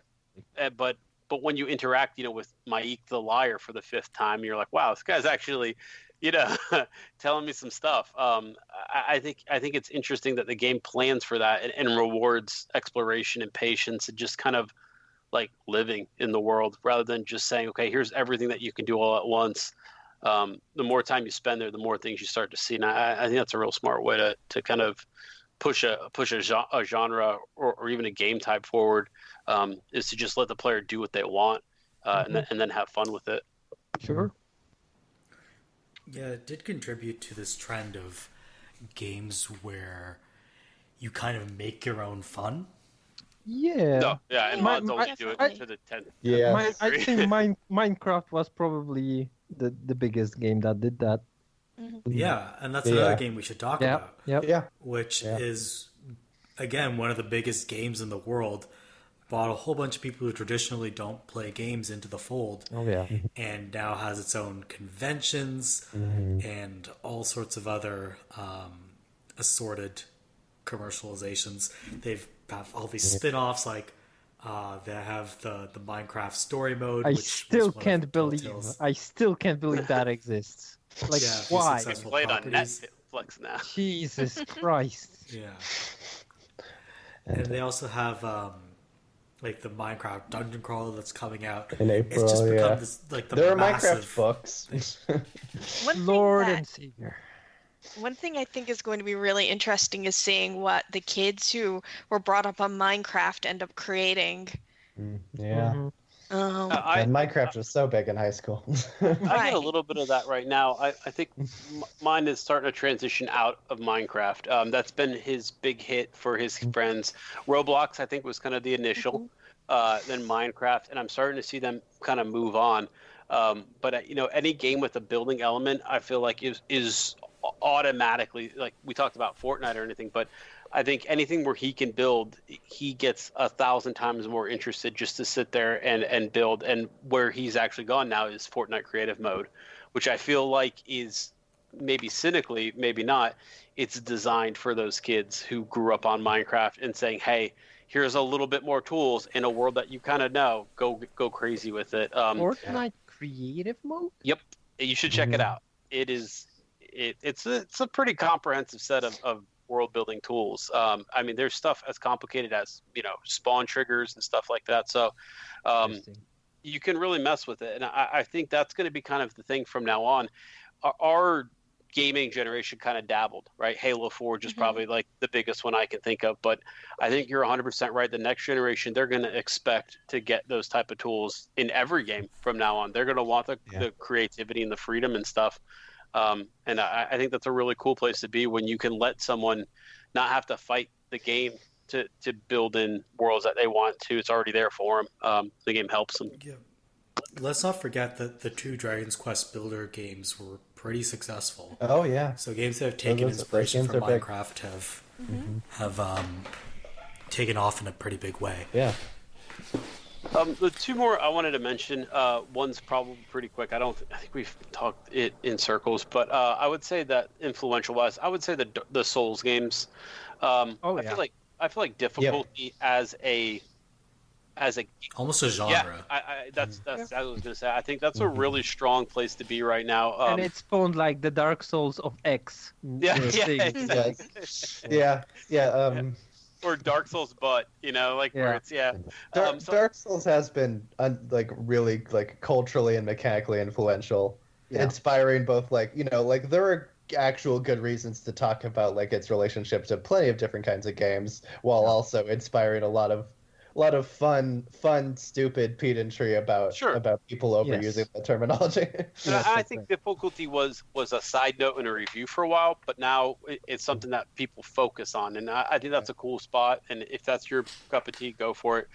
The other one, you knew I was going to mention it, but Destiny, for some pros and cons, I think was an influential game, because I think that's the game as a service that everyone holds up and is trying to push towards, and I don't think anybody's really hit it yet. But I think games as a service are really here to stay, which most people will probably hate. But I think that's the one that was the one that. It's essentially the birth of the looter shooter genre on a huge scale, and you see the Division and Anthem trying to chase that trend and falling short in a lot of ways compared to the path that Destiny forged. Remember that London game that held something London? Hellgate London. That was like Destiny 1.0. It was. I played a lot of it. I didn't even know that game exists. Yeah, I played a lot of it. A lot of my friends. It was kind of an extension of an MMO in some ways. A little bit. Yeah, it was a spectacular flop, but it was fun to play, and I think I think there's a revamp in the works, or maybe a release, or maybe they're activating servers or something. Yeah, the core idea of the game was really fascinating, but it was a very, very buggy mess. But it was a little bit ahead of its time as far as some of the networking issues, because you could desync so horribly that you're basically playing a different game, and then when it catches back up, you're like, huh. Look at that! I'm dead. Demyx, did you want to say something? Because how does Destiny really differ as a game as a service from like World of Warcraft and other MMOs? Because I look at what comes out for it. Sometimes it's like new raids. It sounds just like an MMO. Is it doing something very unique in the space? Yeah, I think so. I mean, I'm a big fanboy, so that I'll caveat it with that. But I having played a ton of WoW, WoW has always been more about you hitting gear tread marks that allow you to do things, that allow you to step into areas, kind of like a gear treadmill, if you want to describe it that way, right? Whereas Destiny is almost more like the opposite. It's like, we're going to throw a ton of loot at you. You're going to have more loot, but it's going to be how you combine the pieces to customize your build that allows you to play the way you want, but you're not locked into a role. So like when you play WoW, you're a priest. You're always going to be a priest. You're stuck with that. You can have also stuff like that, but with Destiny, I can equip a sniper and I'm doing boss damage versus I'm running ads with a machine gun. So on the fly, you change that, and it creates kind of like a gameplay feel where you're much closer to the power fantasy than in WoW, where you're like a cog in a team that takes on the god. I don't know if that makes sense, but that does. Actually. So the more WoW I would play, I guess the more the treadmill became obvious to me, right? If I did 10 raids, I'd get 2 pieces of gear that up this one stat 2%, so I could throw out one more heal a fight. And after a while, that grinds you down, right? Like, how much more time am I gonna do that? Whereas Destiny, I can get a weapon from just doing quests or whatever, and it can change my entire gameplay for the next 6 months. So you're it's less about chasing that goal for the team and more about where do you feel like you fit in. But the games as a service model, I think, is where it really shines, depending on what you feel about games as a service, because for a long time they've monetized the ornaments, the that part of the game, the gear sets have different slots that you can more or less cosmetic. So the games as a service part has been, if you keep up with the game, you can almost show how long you've played just in what you're wearing. You've got an emblem that no longer is released. You've got a shader on your gear that makes it a color that nobody else can get now. So you're showing your longevity and your experience with the game in a very outward way that I don't think WoW does well.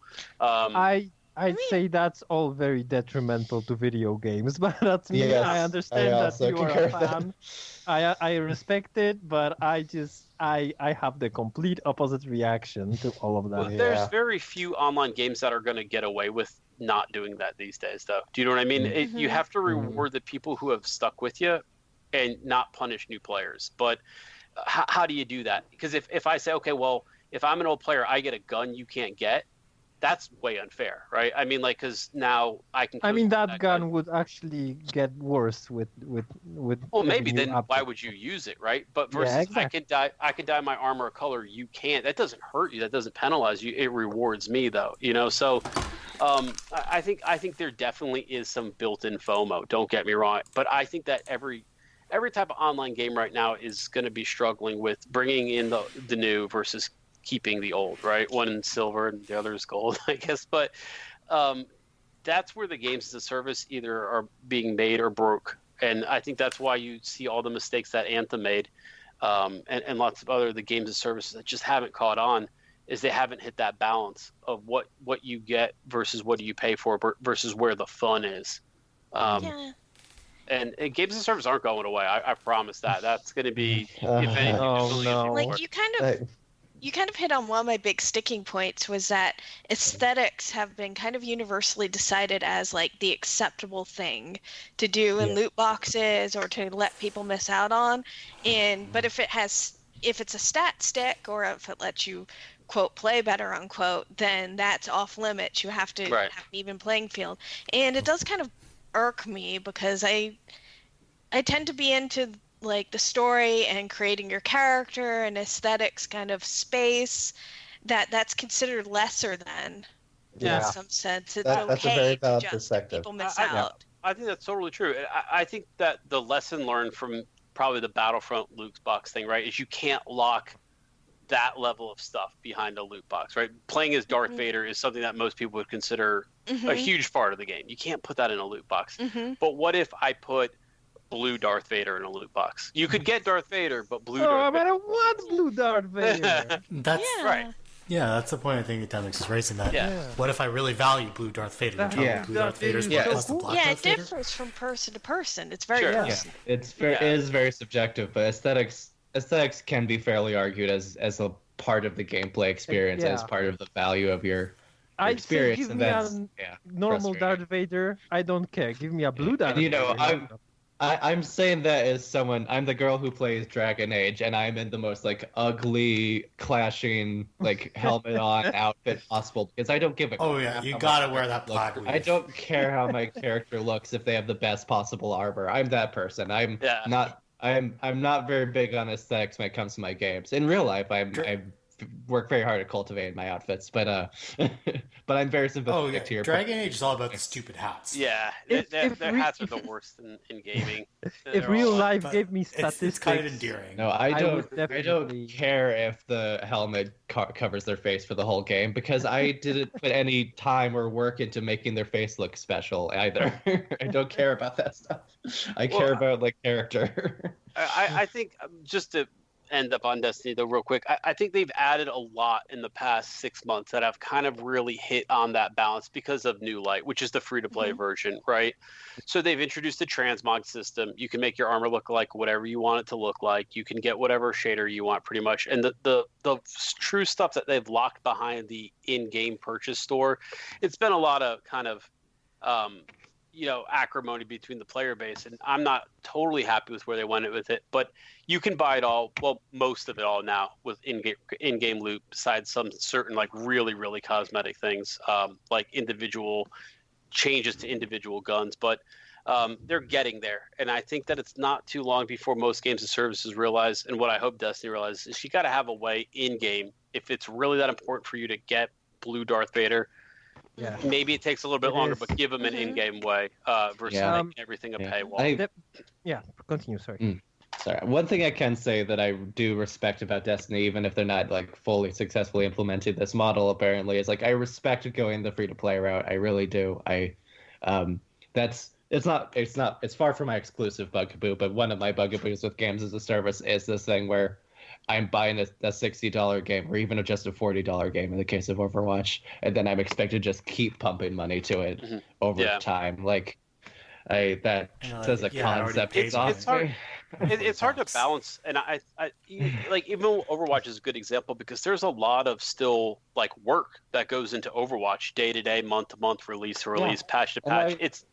You got to. I don't want to devalue that work. I really don't. But at the same time, I'd rather have just. You already paid for it. I'd rather just have a game that starts and ends. I'm also super exhausted, and the worst part is day one. Yeah, when I'm entering the game and I'm entering like a safe house, let's say, Like in Destiny, there are these places where you're like, okay, you can buy stuff here, and there's like 40 vendors, and each of them has different like monetary values, and like just half of them are you can pay for or something, and half of them have like different currencies that you can kind of get in game, but also like you can have to do something else for them. Steer clear of the Division then, because that game Oh, throws some currencies at you. Warframe as well. No, thank you.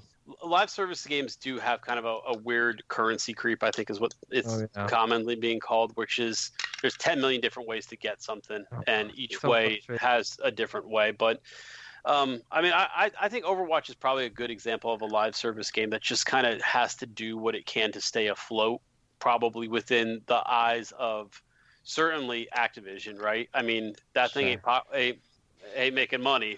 Nobody's supporting it. I think the esports were probably are going to be the first to go, right? And I think they're pumping out Overwatch 2 as fast as they can. But it's hard to justify all the servers, all the expenses, all the people who are actively working on a game when what used to be is, hey guys, let's put out Warcraft 3, make a couple patches, make some DLC, and then we're on to the next thing, right? They've supported Overwatch far longer than they supported StarCraft 2. StarCraft 1 for sure. And think about all the money StarCraft 1 made, so there's a weird balance right now where, if you like a game and you want to keep it around long enough, how do you make that work? Those are very fair points. All I can say is like Overwatch is one of my very few firsthand like touches into experiencing this, and all of the aspects of that of just like the event, the seasonal events and the costumes and all of this stuff just made me like the game less. That's and made it easier to delete all of our data when they helped China out earlier. Wow, I love that sort of thing. I guess I'm part of the problem because when I played Final Fantasy 4, all I said was that's valid. Sorry. When I played Final Fantasy 14, which I had to quit cold turkey, part of it was because if there was an event, I have to see the event. Like, I'm excited that this stupid game world is decorated for Christmas. Yeah. Like, it's fun. It's charming the first so fun. couple times. But I've also said like MMOs just do nothing for me to begin with. As a recovering Final Fantasy 14 junkie as well, let me ask you this: I felt like I didn't have to buy anything. Is the Moogle shop? I think when I played, right? I didn't feel like I had to buy as much from them, but I did feel like I was kind of always being sideways forced into buying like in-game currency. I probably bought more gold in that game than any other game I've played before, since like I've never felt that pull to keep up by buying like shady third-party gold. Wow. But I liked Final Fantasy 14 a lot, but I was really into the crafting. Okay. And I just couldn't keep up. I mean, even playing that game, what I felt was a lot. I felt like I had to.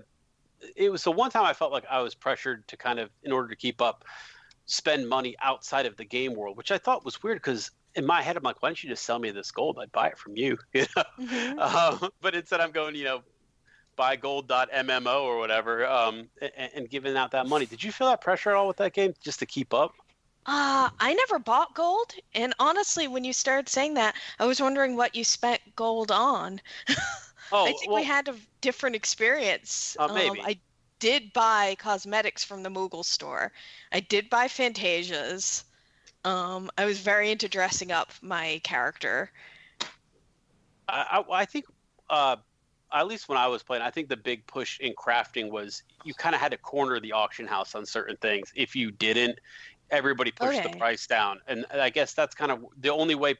I was reading a lot of guides at the time. They're like, look, if you're the guy in the server who makes blacksmithing aprons, guess what? You can actually make money on this because Kappa, are you a min-maxer? This sounds absolutely. like... Yeah. But the crafting in Final Fantasy 14 is almost, it's not crafting like in other games. It's almost a play style. It's not like it's hard to explain, I think, until you got into it, but it's not like, it's not like something you do on the side. It is what you do. So I got really into tailoring. Sounds I exhausting, thought it was though. really fun when I tried it, but like it's such a time sink. I definitely is. got that impression. That's totally what it is. And I think that was the one time when I was playing an MMO where I was like, you know what, if I could just have a couple extra 1,000 gold, I could probably really. And I was like, man, if they sold this to me, but yeah, I think there's monetization to be made all around the place. And now WoW does that. WoW will sell you gold straight up. So I'm wondering if that's the future for MMOs. Is you know what? Here's your shortcut. Buy some gold. Is there a future for MMOs though? I mean, WoW Classic would say there is. I think that was a monumental success for them, but you can't just continue that trend ad infinitum. I think there's a time and a place for every genre of video games. I feel Final like Fantasy 11 Classic. Can you imagine? I think traditional MMOs maybe not, but I think you're starting to see scaled down or pared down MMOs starting to kind of crop back up kind of in release and stuff. And I mean, WoW was a once in a lifetime thing. Oh, yeah. I really believe that. But I mean, if you look at the numbers for even stuff like Final Fantasy 14 and things, they're still really strong. There's a lot of people, and what a lot of people will tell you, like I read a lot of those like, you know, business blogs and stuff, the gaming business blogs, that sometimes you're not as concerned with how many subscribers you got, but how many active daily players you get. That's a really good measure. And recurrent revenue is really exactly. What you're going for. And games like Final Fantasy 14 are huge for that. I mean, they've been making money from the same people for years and years and years now. And you know, they're steady. They pay every month. They're not going anywhere. They've got a whole clan full of people that they're all involved. And most companies would kill for that kind of engagement right now. Like, think about the Call of Duty gamer, right? I mean, they're going to buy Call of Duty every year, but you know, they're not playing Call of Duty every single day for months and months and months till the next Call of Duty. They're bouncing around, and so you're always at risk of losing it. You know, I work in the insurance industry, and like that's kind of one of the things they talk about is people shop insurance now. That used to never be a thing, right? You'd stick with the same company till you died. Now you see a commercial like, hey, maybe I'll give them a call. It's the same thing for games. I mean, there's we've all felt it. There's 5 million games right now fighting for your space, but MMO gamers, man, that's what you want. You want a loyal person who logs in every single day, does their dailies, does their quests, hangs out with their friends for a couple hours, and then go to bed. You know, there's something to be said for that kind of player. Part of the reason why I had to quit it is because of the massive inertia you have when you're playing it. Like, why buy this other game? Why start this other thing when you can just do some raids? And I think the other thing too is it's like an emotional. It's like, I don't want to say getting a divorce, but it's definitely like leaving behind a friend group whenever you quit an MMO. I mean, I still get like Discord messages from people I played WoW with 10 years ago, you know? So that's a weird pull to keep you in a game that you don't see if you're playing, you know, a lot of other RPGs. So, you know, I actually put in my predictions, you know, to kind of give away some stuff. I think MMOs, maybe not MMOs, but the online hooks of gaming are kind of where everything's going right now. I think they tried it with the social media, but I think the mobile way is going to be the way forward, is making friends and giving you rewards for making friends. I think is going to kind of be what games try to do to keep that social hook in you, because games is like social media integration was always kind of hokey, and nobody wants like a game posting to Facebook on their behalf. Oh yeah. But I mean, if somebody says, "Hey, you know, we're going to give you this game, and we're going to give you a clan and a group of friends, and these people are going to play with you, and you're going to grow and learn the game together," I that's kind of where I see, you know, social gaming going, is in the mobile way. You know, like, let's say you play up some dumb mobile game, I don't know, and it says, "Hey, you know, if you make friends, you get 2 more energy for the day." You know, that's that's real life. It's really like that's real lasting friendships. Yeah, no, it could. I mean, they need to figure out what mobile friends look like, or what gaming friends looks like right now. Discord, I think, is going to be the biggest integration for a lot of people, because it's where everybody's at right now. But so there is one thing I did want to bring up regarding Final Fantasy XIV, which I think it's one of the reasons it's been super important this decade is it's, I think, one of the first examples of a game that got taken off the market for being shitty and then re-released in a much better version. Yeah, I played before Realm Reborn. Oh, okay. Right. And it was not. You know, what was the other MMO before 14? Was it 8? 11. 9, no, 11. 11, yeah. I played a lot of that, and that was an interesting real case study because Japan got the game, I think maybe like a year and a half before North America did. And so when we were playing it, we were definitely playing catch up in an MMO, which feels weird. There was a translation system in game. It wasn't always great, but you kind of got it. And 11 had maybe the most complicated MMO combat I've ever seen in my life. There was a flow chart that was basically a poster that I put up in my room to kind of see what comboed off of what. And I'm sure you know, for the link dump or wherever, you could find it online, but I'm not kidding. It's crazy complicated. But I think that when you started looking at what 14 did was they looked at what didn't work in 11. We're like, okay, well, you know, we can make kind of the same game. And boy, did MMOs move on between 11 and 14. And the original release for 14 was rough. And they made some real smart designs and got that game to where it was real quick. And I think that was maybe the best relaunch I could possibly imagine because it turned the whole game around. Mm-hmm. Yeah. And we have seen games kind of get taken off the market and relaunched in other contexts. Like it happened with Arkham Knight on PC. Of course, that relaunch was not much of an improvement from the original completely broken version. Yeah. But it's something that is now part of a publisher or developer's toolkit that wasn't there until Final Fantasy XIV pioneered it. So I think that's been a reason that's interesting and important for the industry. Yeah, that's a great way to put it. Important, I think, is really smart, and I think being one of the games that you can show was a success after a relaunch or after a rebuild, maybe it gives some hope to games like Anthem, if that ship hasn't already sailed. Ooh, I think it definitely It's did. sailed. That game's dead as fuck. but I think the real lesson would be you want to try to take the chance of being this one game that was able to do it or the 50 other games that weren't, you know. So yeah, Final Fantasy XIV is a very, in a vacuum, looks great, but I don't know how many other games would pull that off. Mm-hmm. Yeah. Didn't work for Evolve. So. Ooh. Yeah, that's right. I remember Evolve exists. I liked it. Existed. One There's of a lot the two of people potential on there. the planet that remember Evolve. So a couple more games that I want to mention as being particularly influential. I don't think we can get around the fact that Telltale's The Walking Dead had a massive influence on the industry. Oh yeah. Yeah. If for nothing else, for popularizing the episodic narrative game. The episodic release and production structure has proliferated a lot, and in some cases, like significantly benefited indie developers who might have otherwise not strictly had the resources to complete a whole game, and that's valuable.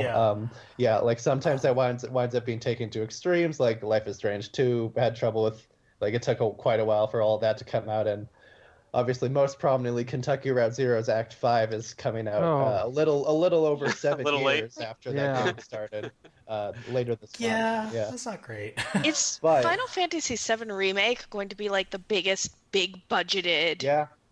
episodic yeah. game? That one surprised me Weird. that they were doing it that way when that was I announced.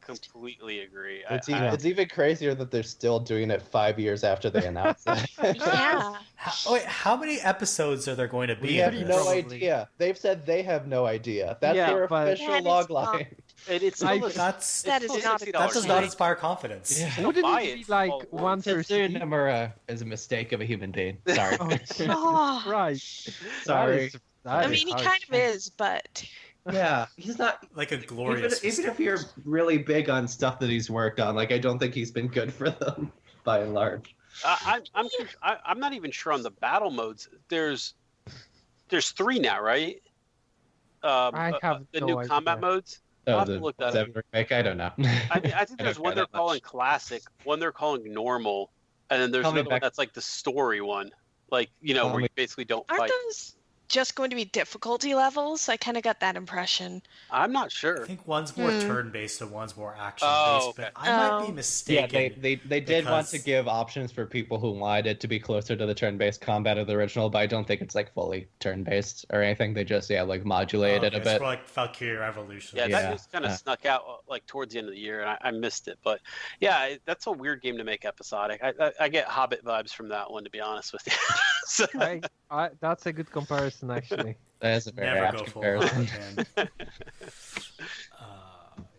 Yeah, I don't know, but like on the more positive side, we have seen episodic releases work very well for games like Life is Strange and its sequel, for Dreamfall Chapters. It is a release model that can work Yeah. and can be well received, and I think it works best it's for also- indie studios that basically want to balance, kind of crash time or stressing out people who are working on the game versus getting the game out in reasonable chunks so that people can actually experience and play it and pay for it. I much prefer episodic to early access. Early access to me is kind of the one that needs to die out if I had to pick between the two. I have two quick notes, which is just that personally, like my approach to episodic releases mostly just wound up being like wait until it's all out and then Yes. buy the season pass and then start 100%. playing it. That's what I did with Walking Dead season 1. That was what I did with Telltale generally when I did check them out, and that's what I'm doing with Kentucky Route Zero. And I feel bad for not being not doing more to support the developers on that front, I guess, but like. I mean, you're Yeah, still buying the game, it's- so Yeah. Yeah, I suppose. So. Yeah. But I'm also not Yeah. buying that season pass until like closer to the end of that production schedule. all I'll say is that I think your relationship to Kentucky Route Zero will be very different if Yeah. you didn't get it on the ground Absolutely. floor Yeah, versus if you I'm did. certain it will be, and I'm looking forward to finding out how that'll happen at the end of January. But I also wanted to say, it's worth remembering that obviously Walking Dead was what hit big for them, and in the short term helped them a lot, and in the long term killed them. But Telltale had been doing that for a long time before Oh, yeah. Walking Dead blew up. Like we'll remember Yeah. Em and Max, the fucking Back to the Future, Jurassic Park. Yeah, Like they had a Jurassic Park. lot of Jurassic Park they had a was lot not of stuff. episodic. There are a lot of stuff that, That was was following a that model and mostly flopping. Yeah. Bones. Wait, Bones No. Jurassic Park, I believe, was not was episodic. I might be Bone mistaken. their first game, episodic game. Bone. Yeah, I think it was I think Bone. Maybe. that or Sam and Max. Sam and Max might have been. Sam and might have Max been Sam and, and Max. and I Tales know- from Monkey Island. Were I know big. they Okay. also did Tales from Monkey Island and the Strong Bad game. I did not know they did it like Bone is in like the comic Bone. Yes, They did a Bone game. Yeah. Why didn't you tell me this? it's very very early. Very on brand for might you. be one of the first, if not the first. Maybe the Oh, yeah, second they game all- they've ever done. They also did Sam Wallace and Max Gromit. is one of those series that if you told me that came out in 1995, I'd believe you. Like that game just always seemed like it was around for some reason. I believe. I was really into those games in high school. hmm Last one. I actually like the Monkey Island ones. Last one I wanted to mention. I can't believe I'm the one mentioning this, but Pokemon Go I think was my last one for the influential of the decade. It was inescapable. It got its own con in a way that I think was a disaster, but maybe they fixed it in years later. It's still popular, but I did feel like From- it was a fad. Like From what oh, I understand, Pokemon Go has gotten a lot better as a game and as a service in the years since, which is like should be acknowledged at least. Yeah. They just have a lot more features and like more things to do and stuff like that. I'm always really critical on mobile games, and that's why I kind of wanted to bring this one up, because I think it was one that kind of worked, and it didn't, limit you as bad as some of the other mobile games. And I dabbled in it. I'm not as hardcore, but it definitely built entire communities around it. And I mean, they're still pretty active, and I still see people today walking around with their phones, into traffic Yeah. sometimes. It was very valuable. I still like anytime I see a gaggle of like 7 people in their 20s on their phones standing in front of a building, I know what they're doing. Yeah, and it's weird because like I've seen local businesses in like where I live in the middle of nowhere, North Carolina. I've seen local businesses with like "We are a Pokemon gym" sign, out front. And I'm like, that's kind of cool. Like if it's interesting. Yeah. It's I was in college when Go came out, and Columbia, Missouri is not like a huge city. It's like population's like 120,000 or something like that, so it's a city but like a small one, but combined with like the the nature of the population of that town and the campus space and all that. Pokemon Go was so big for that city for like the first year. It was crazy. Yeah.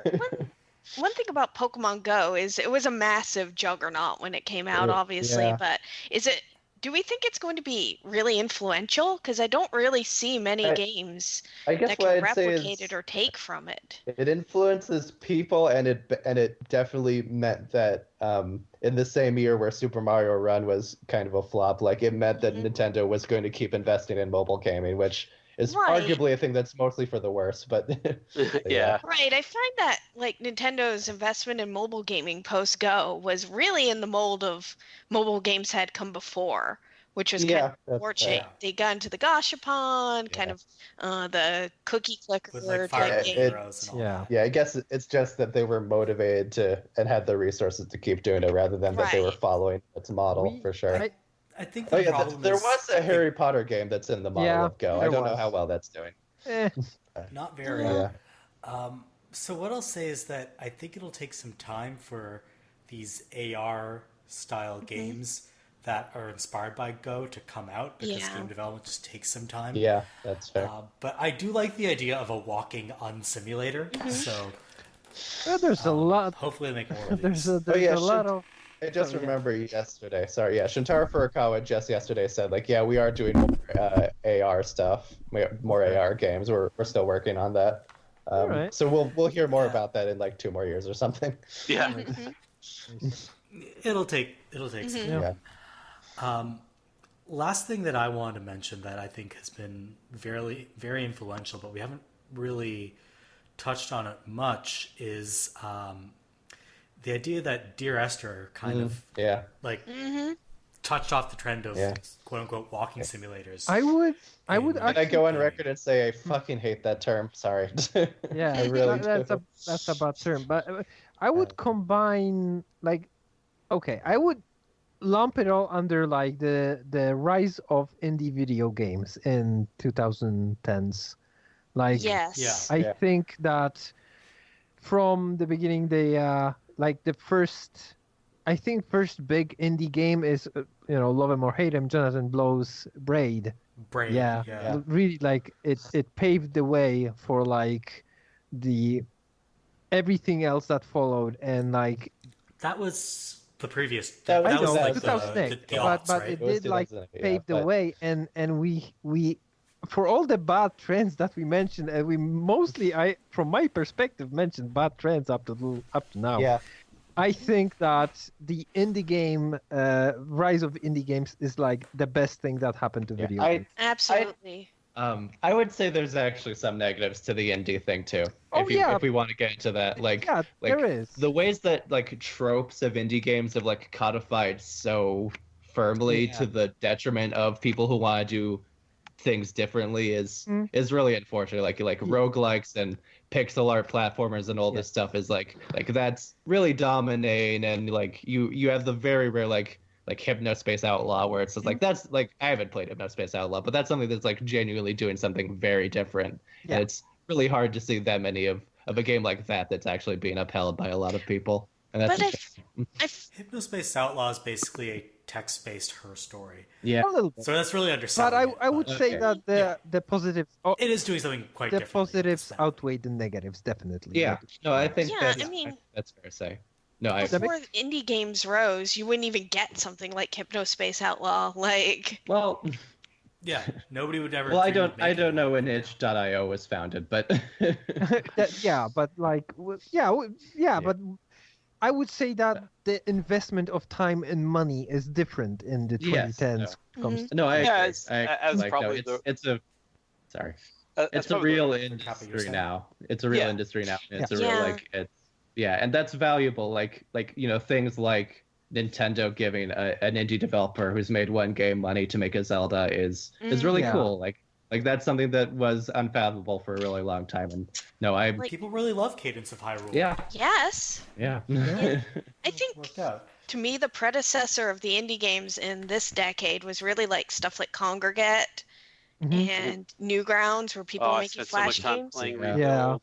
Yeah, Yeah. the- Oh god! and the- Don't remind me of how much time I wasted playing stick RPG. Right. Yeah. And a lot of a lot of the tropes we saw in indie games were really starting to form then. The pixel art, sure. the throwbacky elements, a lot of the randomness, the roguelite type elements. Oh yeah, I'd also say like as someone who's like a big Undertale fan and a big Toby Fox fan, like encouraging like indie game auteur theory has definitely had some negative aspects. Like it's contributed to people like Jonathan Blow, who has made games that are arguably good, but is a huge jackass. Oh yeah. Who takes credit for work he didn't do, and someone like Alec Halauka, who I realize that's a really intense thing to bring into this, but like like is a thing.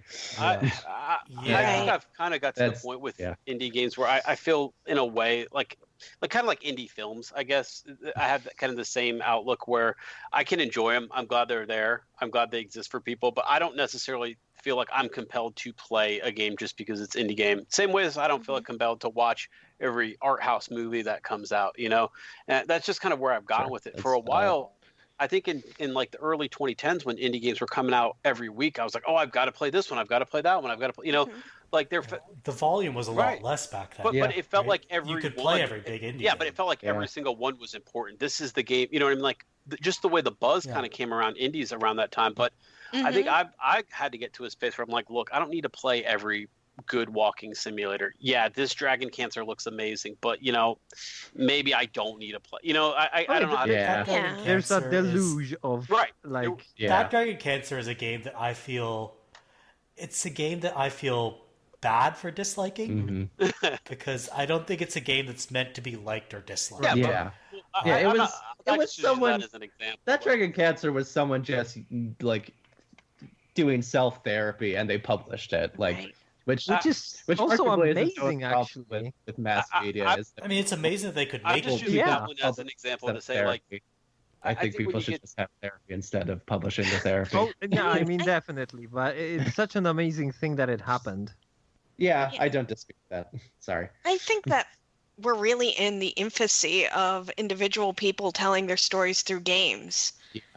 And I think that's going to become massively important later on. Or maybe I just hope that it will become massively important later on because I think it's a fascinating medium for telling stories. And what we have now, I think, is really primitive. We're looking at like the silent movies. I share your optimism about it, and I hope that like that gap between what's called like AA games and like indie games that have more money and attention behind them, like the gap between that and like the itch.io stuff, I really hope that can be closed better. In time. That's I think as long as like there are definitely a lot of people that share our enthusiasm for like story driven narratives that are like set in like video games. So it's more interactive, it's different, and I think that we are going to see more interesting, like more robust systems of delivering those stories. So also, I am very excited. I will say, I think that what remains of Edith Finch was a big step forward in that regard. That's a great game because it was one of the few of these. Again, I know people don't like the term, but one of these so-called walking simulators. They're just adventure games in first person, guys. I feel your pain. One of these narrative adventures, first-person narrative adventures, that took actual tropes and mechanics from video games and integrated them into the experience.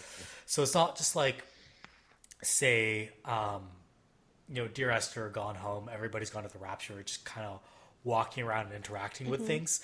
It's actually doing something a little bit more involved, very mechanically that plays off people's knowledge of the medium. Even stuff like Firewatch, I think was a good example of at least you can tell a story. Kappa Santo.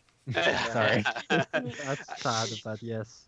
You can mess with a narrative and a story and plot people in the middle of a game and then trust them. I think that's the biggest thing that I've kind of seen where indie games have kind of gone is trusting the players to figure out the story on their own in a way.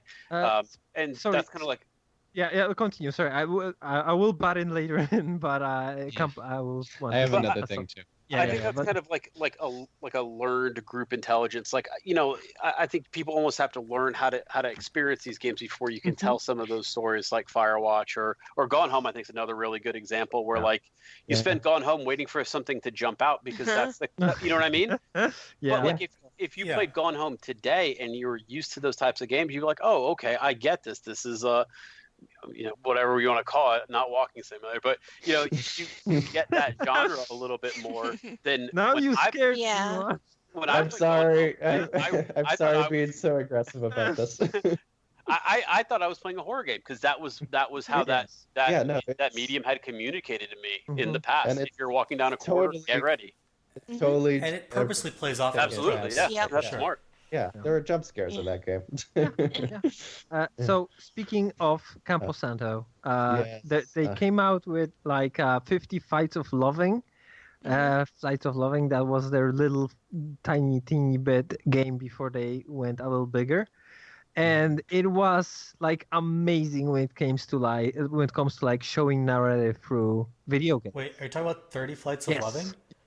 That was a Blendo game. Oh, Camposanto my bad. Sorry, I must have confused them. But it's still an amazing game that they came out with the hacker game later on, right? Sorry, that was that one. Yeah, Quadrilateral Combo. Quadrilateral Combo. Man, so good games, such good games. They're the predecessor to whatchamacallit, 30 Flights of Loving that I've been thinking of as Gravity's Bound. Right. Yes. I also want to quickly point out, just because it's cool and relevant to connecting different subjects that we've been talking about here together. I don't know if he was actually a founder of the company, but I know the head guy on Firewatch, Sean Vanneman, was also the lead of Walking Dead season 1, and he left Telltale right after that. And that's we can talk about what that means if we want to. But yeah, exactly right. I say that as a fan of a lot of Telltale's later stuff. But my main thing was this is a thing that's especially still in its infancy, but I think the 2010s started to give more space again to where, again, it's a small space, but started to give more space to where games could truly tell game stories and engage within their specific medium in a meaningful way rather than trying to be movies. And you have Nier Automata, a big example, very, very good example of that, and Edith Finch was another really good example. We mentioned Undertale before, which is definitely a story that can only ever be told in a game. Absolutely. You could not make a movie of it. I mean, you could, but it would not capture at all what is special about it. You could try a TV show, and even that would definitely fall short. Yeah, it wouldn't. Yeah. I think we're in a cool time, though, where we might start seeing more. It sounds cynical, but more money and more production being put into indie game ideas. And I think that's kind of the best of both worlds when you start giving the budget to people who have these great ideas and letting them kind of run with it. Camposanto's not going to be one of them, I'll tell you that. There's a big gap between Microsoft investing in Obsidian or Double Fine and Valve buying Camposanto. That's exactly the two I was going to bring up, because I can't wait to see what Obsidian's going to do with an actual budget, or you know what I mean? These type of studios have always kind of games for service. Let's get it rolling. But you've had a lot of these studios now who have existed on the premise of one flop and you're done, right? They've been on a tight wire of a budget for years and years, and to see the big houses out there kind of start to buy into them and say, okay, well, we're going to give you the money, but we're not going to ask you to make a Halo with it, make an Obsidian game with it, or make a Double Fine. A Double Fine game with money is, man, can you believe it? But I think that's kind of an interesting future where you're giving these guys the production they need to do what they want to do with it. At the same time, I want to be able to see enough indie artists be able to remain independent. And I think because there's been such a huge indie boom, there is going to be that supply of people your Toby Foxes, your Eric Barones, your William Shears, who are going to make games relatively independently or in very small teams. I hope we continue to see people like that, but we're also going to kind of fill in the space between AAA and auteur games. Totally. One of the big benefits of having getting into a space where a single person can effectively make a game like Toby Fox or Eric Barone, is that it gives potentially could be a given. It could potentially give a much bigger voice to people who are kind of on the fringes of game culture or who normally wouldn't make games. Outsider art kind of sort of things. Oh, yeah. Which I'm really excited about the prospect of. Have you heard The biggest about example of Crypt this? Worlds? Okay, sorry. What? So, Nothing. No. Crypt Never Worlds? mind. What? No, it's Anyway, a game. Never mind. So, yes, Merve? No, the example I was thinking of was Dust and Elysian Tale, Oh my god, which is developed by mostly one person who at the start of the development cycle didn't know anything about making video games, like didn't know programming. Yep. And just taught relatable. themselves how to do all of Yeah. it. I think a similar thing happened to Eric Barone, who did Stardew Valley. Self-taught programming to make the game. His primary drive was just like, man, Harvest Moon isn't good anymore. I'm gonna replace it. I have such respect for that. Yeah. Because I thought the same thing, but I didn't do anything about it.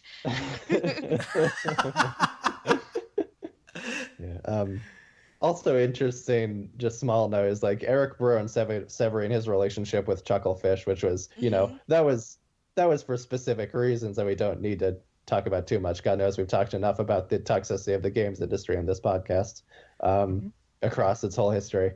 But I'm like Barone severing his relationship with this like fairly relatively powerful publisher is an example of like stuff that I don't want to go away, basically, is what I was talking about when I talked about like these big companies buying out indies. It's like I'm glad that that's a thing that can happen.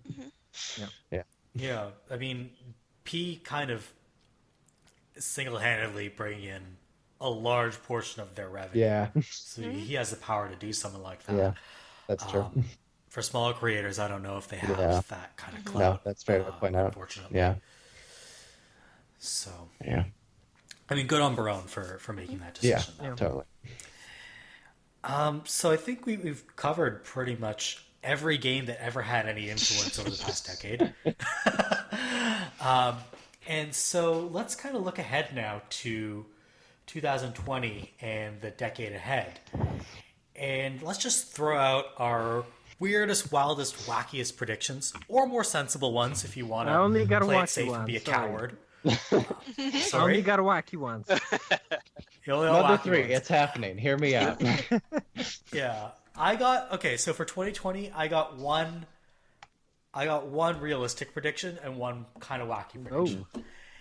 And my realistic prediction is, do y'all remember that Harry Potter RPG that leaked back in 2018? Yes. Yeah.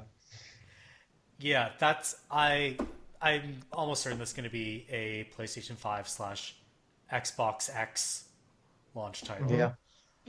I would put a lot of money. Yeah. on it being- That's a very like smart, like kind of out of nowhere, but very plausible idea. Yeah.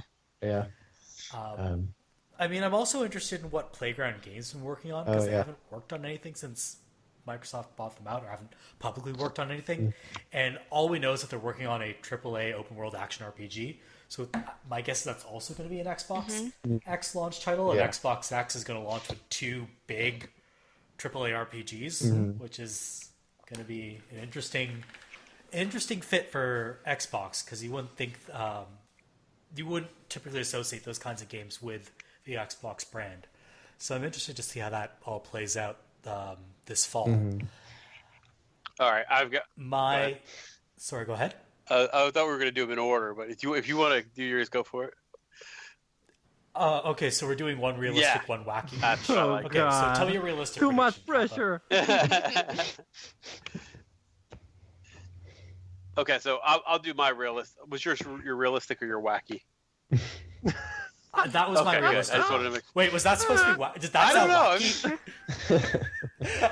So I this one is a safe one. I think the console wars are back and hotter than ever. I think. Really? Yep. I think. Wow, they're I was going to give the opposite take. Yeah, that's a very interesting call. I think they're back. I like maybe this is wacky then. I thought it was going to be safe, but I this is weird because I get the feeling that Xbox has been on the way up. I feel like PlayStation's been on the way down. I think PS5 that I agree announced with. a little early.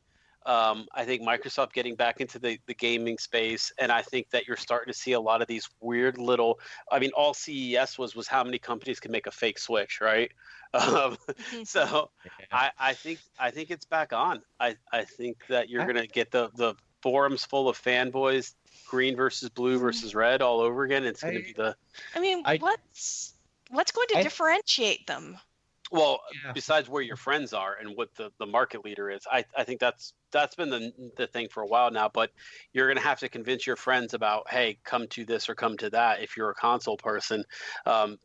Besides the games that are coming out, I think you've got Microsoft buying studios left and right, and you've got the promise of games versus the sequels and the remakes of games on PlayStation side. So it's gonna be where do your I don't get into the PlayStation ecosystem for the sequels. Like, to me, they still have all the Japanese games. I don't see that seriously changing. My PS4 is literally just a weeaboo box. My only non-weeb game for PS4 is Uncharted 4. And every other single game is some like niche, stupid weeaboo game that makes me a gigantic fucking. Admittedly, a lot more of that stuff is on Xbox too at this point. You know, I think so too, and I think even PC.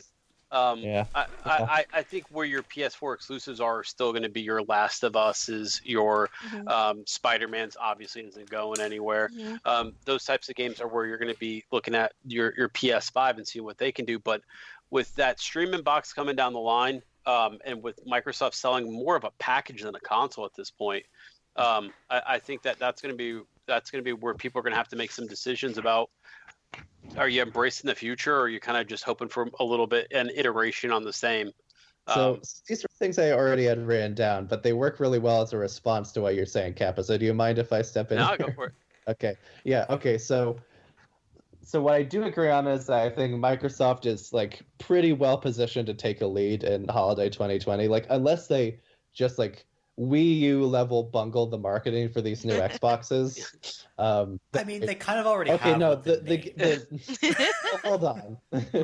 No, I think their explanation is not that unreasonable, where it's like they're literally going to launch 2 Xboxes at the same time, and one's going to be Xbox Series X, and officially we don't know the name of the other one, but it's probably going to be Series S, and they're just like making the like Xbox One X and Xbox One S model like the primary thing that they're doing now, where you have 2 Xboxes at launch. One is cheaper and digital only, and one's more expensive and insanely powerful and a PC. You understand that because you follow the games industry. But okay, most people. That's what I'm saying. They have a year's worth to try and nail the marketing on this, and if they really fuck that up, then they'll have fucked that up. But I don't think we could say that they. I think they can turn. I think they can clarify. Yeah, I would also say, I think like just in terms of like software, like I feel like Sony is looking like they'll have probably like a really weak launch. Like it seems like they'll rely mostly on third-party games, and and that's always the case. Yeah, but like just I mean, it's gonna be like they're gonna launch with cross-gen games like Ghost of Tsushima and Last of Us Part 2. Yeah, what I'm saying is like you'll have a bunch of first-party PS4 games that will have come out earlier in the year, and the official PS5 versions will come out alongside it, and they'll be trying to say like, look how better it plays on a PS5, guys. And you'll have some third-party stuff like that Gearbox game and Ubisoft stuff. But I don't think like compared to like, do I think that Halo Infinity and Hellblade 2 need to be or could be the biggest system sellers in the world? Not necessarily, but just having like attention getting exclusives at all, first party exclusives at all, is a big advantage. I guess go ahead. I think with the upcoming console wars, my big question is, are we hitting diminishing returns for the average consumer? And I've been thinking of that for a while, because I see a lot less enthusiasm among just, acquaintances and things about things like phones and TVs, where it's like, what is it really getting you now? Are we going to hit that with consoles? I have like a whole paragraph dedicated to this concept. I'm sorry. Like, the way I see it, and maybe it's just my perspective based on what I purchased when I just got a new gaming PC. I don't want to buy a new console this year, and I probably won't hop into the new consoles for another 3 or 4 years. You know who's going to be whispering in your ear? Microsoft, right? Because Game Pass, right? You can play everything they've got on your gaming PC, right? So that's a strong differential in a market where, you know, you've got basically. I mean, I might just buy those games outright rather than subscribing. Yeah, but we'll see. But you got the option. I mean, I got the option. But like that's a good thing though that I appreciate Microsoft has done is that I don't need to buy an Xbox because they'll just let me play the games on Windows, which is good for me. Microsoft doesn't super care because they're making it up. They don't care where you play. They just make money off the game sale. Exactly. They benefit heavily from focusing on like worrying more about just being able to get a really big like good return on investment on software over hardware. Yeah. And you're funding on Windows, so they don't care really. Yeah, Phil Spencer was smart in that regard to push for Windows development more than any of his predecessors did. So on I think Friday, an interview with Matt Booty was published that I find really interesting. Do you mind if we talk about this for a second? I think it's relevant to everything we're talking about. Remind me who Matt Booty is. Matt Booty is a PlayStation. He's Xbox. He's an Xbox. He's Xbox. He's the head of the studios, the studios. Yeah. Oh, okay. Here we go. As our content comes out over the next 2 years, all of our games, sort of like PC, will play up and down the family of devices of Xboxes. Like, not just that these new games that they're releasing will be compatible with both versions of Xbox, new Xbox, whatever we all call that, but like all of their like holiday 2020 games will be compatible with Xbox One without being released as disc to Xbox One games. Right. Yeah, like it's a development of forward compatibility ? Yeah, that's pretty crazy to me, and I think that's something that basically every console producer needs to be conscious of going forward. If you think about this, if you buy Halo Infinite, right, you could play it on the new Series X. You could potentially stream it through One X. You could stream it through xCloud, and then you could play it on PC. That's nuts. Like to have a game that you can play in all those sources, and I think you're 100% right that this is going to come down to marketing. How does Microsoft explain this and not get stuck into the always on crap that they did with where they went completely wrong with it. But how do you explain that to a market who says, look, I got a PS5 or PS4. I get what PS5 is going to do. So what I'm saying is like, they're going to have new games that are still compatible with their previous console. And they're also, as we know, the Xbox, the new Xbox has full through backwards compatibility. There's been a very persistent rumor that PS5 has that too, but that's not official yet. Sony has never commented on that. They've only said that PS4 games can play on it. So we'll see if they match that. But the point is, like, Microsoft's really doing a really good job of providing like a lot of options to the point that like an Xbox One isn't an unreasonable investment this year, which would be almost unthinkable before. Merve's got to play his. Yeah, nobody buys consoles in their last year of being on the market unless you're in Brazil and still play the PS2. So I guess that's where and these services like Game Pass and xCloud only further add to that. Like I think, my actual main thing was, so this is my wacky, arguably my wacky one is that like the 2020 is going to mark the point where like the console generation as a concept starts to further evolve and not fully retire because as for on the consumer end of things, the hardware power is starting to plateau in terms of how much more it could possibly mean to you. I don't doubt for a second that engineers are going to want to keep pushing it as far as they can because they're engineers. But I do believe that like a big thing in the decade of the 2020s is that like it's going to be more about like a family of systems that are compatible with each other and lots of different ways for playing the same games. Yeah. The way I think it's going to evolve is that every gen will sort of have a half gen where everything will be compatible on the current gen and a half gen previously. And you're just going to keep seeing this kind of leapfrogging approach going forward where everything's going to be compatible across two gens. or two Yeah, half I think I you mean- see that with X and the PS4 Pro probably being pretty close to between what's the next gens are going to be. Mhm. One potentially interesting thing is that streaming kind of elides compatibility Mhm. in a Yeah. way. Yeah. So if that takes off, then maybe all of this just goes out the window. I'm deeply concerned about from a game preservation standpoint. I agree. Um, Like I'm really worried about games preservation, but at the same time, like the more that digital distribution and digital sales and streaming as the like increasing like primary platforms for games is the more that gets entrenched, like the less hardware even Yeah. matters. at a like certain there's point. definitely good and bad. It's a Yeah. trade-off. Like in no, some I ways agree. it's really good for the consumer. You Mhm. can buy a game, have it immediately. Like I'm not complaining about that No, aspect. I'm not. I'm completely with you. I want to be clear. I'm very Yeah. much on the games preservation side of things, but just in terms of reading the trends and reading like what these producers seem to be prioritizing and investing in, like I think that's probably the reality that we're looking at. Definitely. Sometimes I think I can get a bit old person yelling at cloud about some of these things because they worry me, but that's definitely where we're going. I don't think that there's any real stopping it.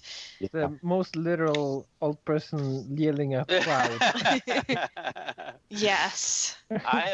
I've been part of the xCloud beta for a little bit. I don't know what the NDA looks like. Maybe I should say this, but I just will say it's actually really good. The future. I think even a lot of the stuff about Stadia was less about the actual technicals if you're on a decent enough internet, but more along the lines of the model and everything. So I feel. Oh, the business model of Yeah. Stadia is Yeah. really the big sticking point. Yeah. But I Yeah. feel like. Like once you clear the threshold of your internet connection being good enough, Yeah. then it works. Yeah, and I then- think and then that's. Get a I'm good skeptical that Yeah, I mean, with Yeah. Stadia, one of the big questions is just will Google continue to support it, which their track record shows probably fuck no. not. Yeah, probably not. But there I- will be a streaming service that comes along that people have more confidence in. Yeah, Netflix of games sure. is what everybody wants, I feel like. And then I think people thought it was going to be Stadia, but boy, was it not. So No. I like the idea of pushing ahead. I guess this is my wacky one, but I think we're gonna start seeing a lot more gaming wearables. I don't know why. I get the feeling that What like does that mean? I don't know. Like gaming Yeah. watches, like literal gaming Yeah. watch. I mean, I think Huh. they're gonna really try to make an effort to make you a 24/7 player of whatever you're You into. gotta put on this Mario costume. Now go and jump on people. I mean, we had like Tamagotchis, which were almost 24/7 Well, what there- games. I don't necessarily. What I'm thinking is more of maybe of an app or like a gaming watch or something like that. But you're basically always in whatever the game world is that you're in, because you're starting to see all these connected apps for a while now, right? If you play Assassin's Creed, well, here's the Assassin's Creed app that lets you do certain things in game if you collect this. I think the next step is going to be game specific, either apps or wearables that let you interact with a game in a maybe not a super meaningful way, but in some way wherever you want. That's a Goomba. people- I'm a human Are people being. Are people really into those? Like, do Yeah. people? I've never Who's gonna used care? any companion apps for anything, and I feel like people don't really care about them. Do we think that's going to become a bigger thing? I think there's a small segment of people who really get into it, but I don't know that Yeah. it's a widespread trend, and maybe it will get I mean, it's there. my Yeah. wacky It's hard. prediction. It's not my. That's fair enough. That's yeah, fair. It is hard to imagine that being something that like really accesses a large audience. The Yeah. more wearables and the more kind of like little accessories, the more you dilute the possible player base, I think. Mhm. Yeah. Yeah. Forget about gaming wearables. I want gaming edibles. When can I just like eat a pill Oh, and that like spawns Oh, a game? this got real dystopian. you want some Dark Souls pills? No, thank you. Science, do you have a prediction? Oh God, I said this is too much pressure. I would say that I think of course the serious one is like we're going to develop a better solution for these cloud-based things. Like these are going to work sooner than later, and they will be attractive to potential buyers. Like there are limitations to it. Some people won't want to buy the hardware. They just will want to play games as a service on any kind of device. And it has I think there's potential there. I'm not sure if... Yeah, it's definitely Yes, I'm not sure how long it'll take, if this Google Stadia thing will work, but sooner than later we will have a thing working that is going to provide this kind of service. It's a safe. Yeah, somebody will come along and as Kappa said, make the Netflix of games. Yeah. Demyx, do you have a prediction you'd like to share? Sure. I was originally going to talk about the upcoming consoles and how I personally think they're going to be kind of underwhelming, but I think I already kind of touched on that. So I'm going to instead say I think Nintendo is really well placed for this year. My opinion, because I think Nintendo did the smart thing that they usually nail. The Wii U was not a good example, but where with the Switch, they're doing something very different from everyone else. It has a clear value proposition that differs it from anything else in the market. It's been very well received. I think if they come out with some sort of killer software for this holiday, which I'm sure they have planned because that would be smart, I think they'll be really well poised. So I'm excited. I'm very excited to see what Nintendo comes up with. Admittedly, I usually am. I'm kind of a Nintendo fan. So, but, some years more than others. Like the Wii U had some great software, but it was difficult to get enthusiastic about it as a console because it was... Nobody was playing I it. loved it, but it was not catching on, It was not catching on. But the Switch has been really good. I think they're in a good spot. So, yeah. So I guess my prediction for this year is that Nintendo will do something great. So, let me piggyback off that and make a wacky prediction. We already know that Nintendo's making a Breath of the Wild sequel. I think they're gonna pull a Super Mario Galaxy 2 and make an Odyssey sequel at some point. hope so. I don't think this is that wacky, TBH. That's not wacky, yeah. Guarantee. More Mario. My I don't know wacky about prediction that. about this. Okay. That's there is My wacky prediction here. I didn't expect that to turn us into as much of a pile, and I want to clarify. Nintendo doesn't do that many direct sequels, so I think Sure. it's fair that it's a more complex prediction than that. And you also Okay, had no, but there's a specific wacky details. portion. There's a wacky aspect. Yes, you to do. this, Exactly. Go ahead. Which is that they're bringing back Super Princess Peach. It's Peachy All right. Tiara this There time. you go. I am super into that idea. That's definitely a lot bigger of a risk of a concept, but I'm into it a lot. It won't happen, but I can. Mario Odyssey 2. I just want to throw around a tiara. Yeah, me too. If I can throw around a cap, I should be able to throw around a tiara. So that is my wacky prediction. I think Mario Odyssey 2 will probably happen. It'll probably be like a 2021 game. And sorry. What's this, your I'm just Pikmin? kind of tired of Is this your Rescuing Pikmin? Peach. I want it to be something. Is that the leak? Tragically, the leak is that a port of the Wii U Pikmin will probably happen, but Pikmin 4 will continue to not exist in the public eye as far as we can tell. But that's a whole other thing. Don't get me started, please. I think No. I know it you really love it. is an open question whether we get a Mario Odyssey 2 or if they just take it in a different direction. Because Nintendo's, if you think about direct sequels to mainline Mario games, they did it with Galaxy. They didn't do it with 3D World or Sunshine or really 64. Yeah. 3D World is arguably a sequel to 3D Land, though. That's true. Sunshine's prototype was Mario 64 too, but they decided to move it over to the GameCube, Right. and then it just kept evolving. Sunshine is kind of and the then weird. they gave you a jetpack. Sunshine's kind of the weird bridge between It 64 sure and is. Galaxy, and I love it. I'll go to bat for it, but it's a weird game. But I do think Doesn't it have voice acting? Isn't it? it does have a lot of Yes. voice acting.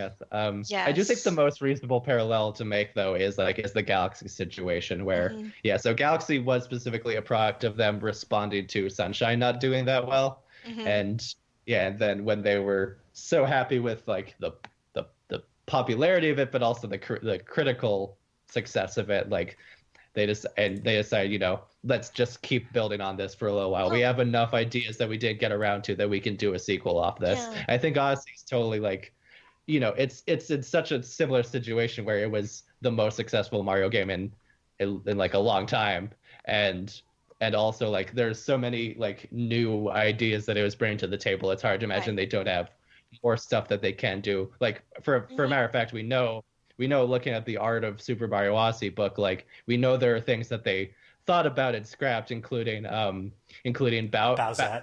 there was Bowser capturing Peach and Bowser capturing other people.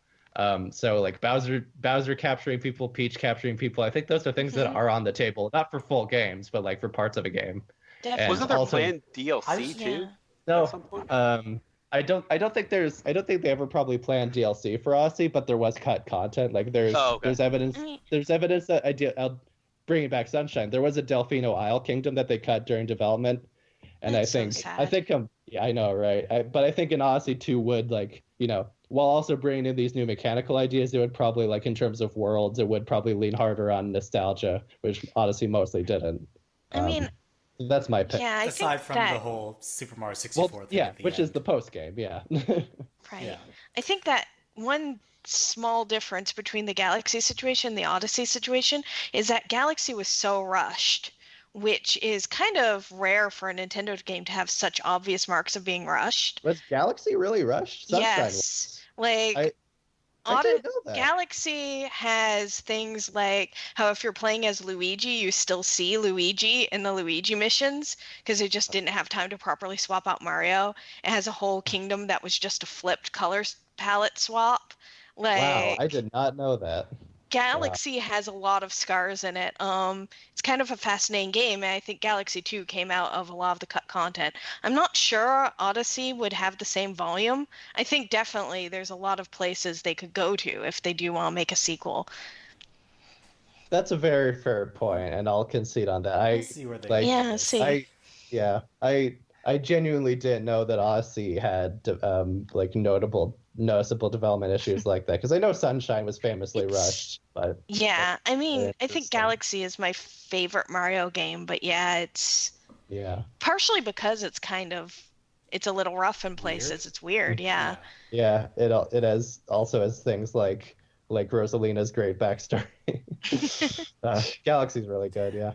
Mhm. So looking ahead for the rest of the decade, do you folks have any predictions about beyond 2020? There's going to be some cheap spots and some malls around the nation because I think GameStop is done. That's probably my 2020. I don't even think that's very bold. Yeah. Let's say- Inhalable video games. I'm going to miss it a little bit. Yeah, I Yeah. have good and bad memories of GameStop. Oh, There I was have a a time lot when of- it was. My thing with GameStop is that I think we need a dedicated retailer for video Yes. games.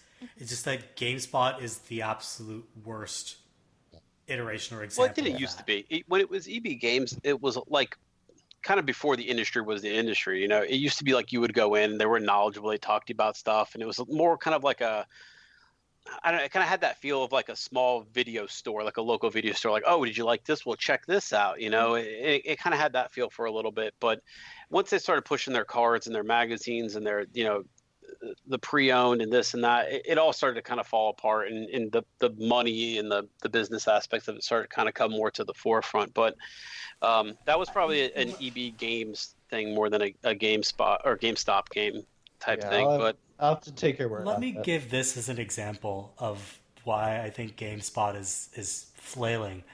I wanted to buy a copy of Astral Chain this past August. I walked into multiple GameStops and they didn't have it in stock. I walked into a Walmart and they had a Yeah. copy. Yeah. And this is a game that had just come out. How is Yeah.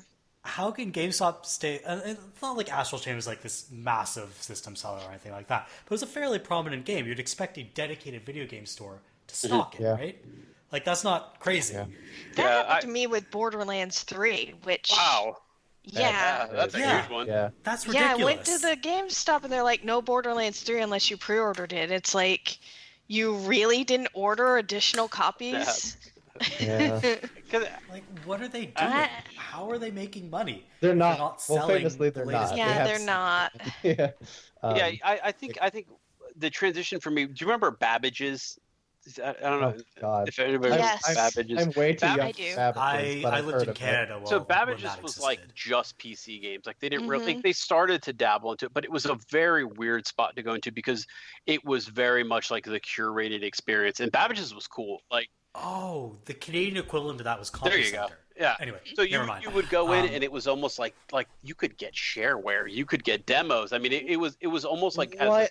it was awesome Sorry, to go in that's there at the time. wacky.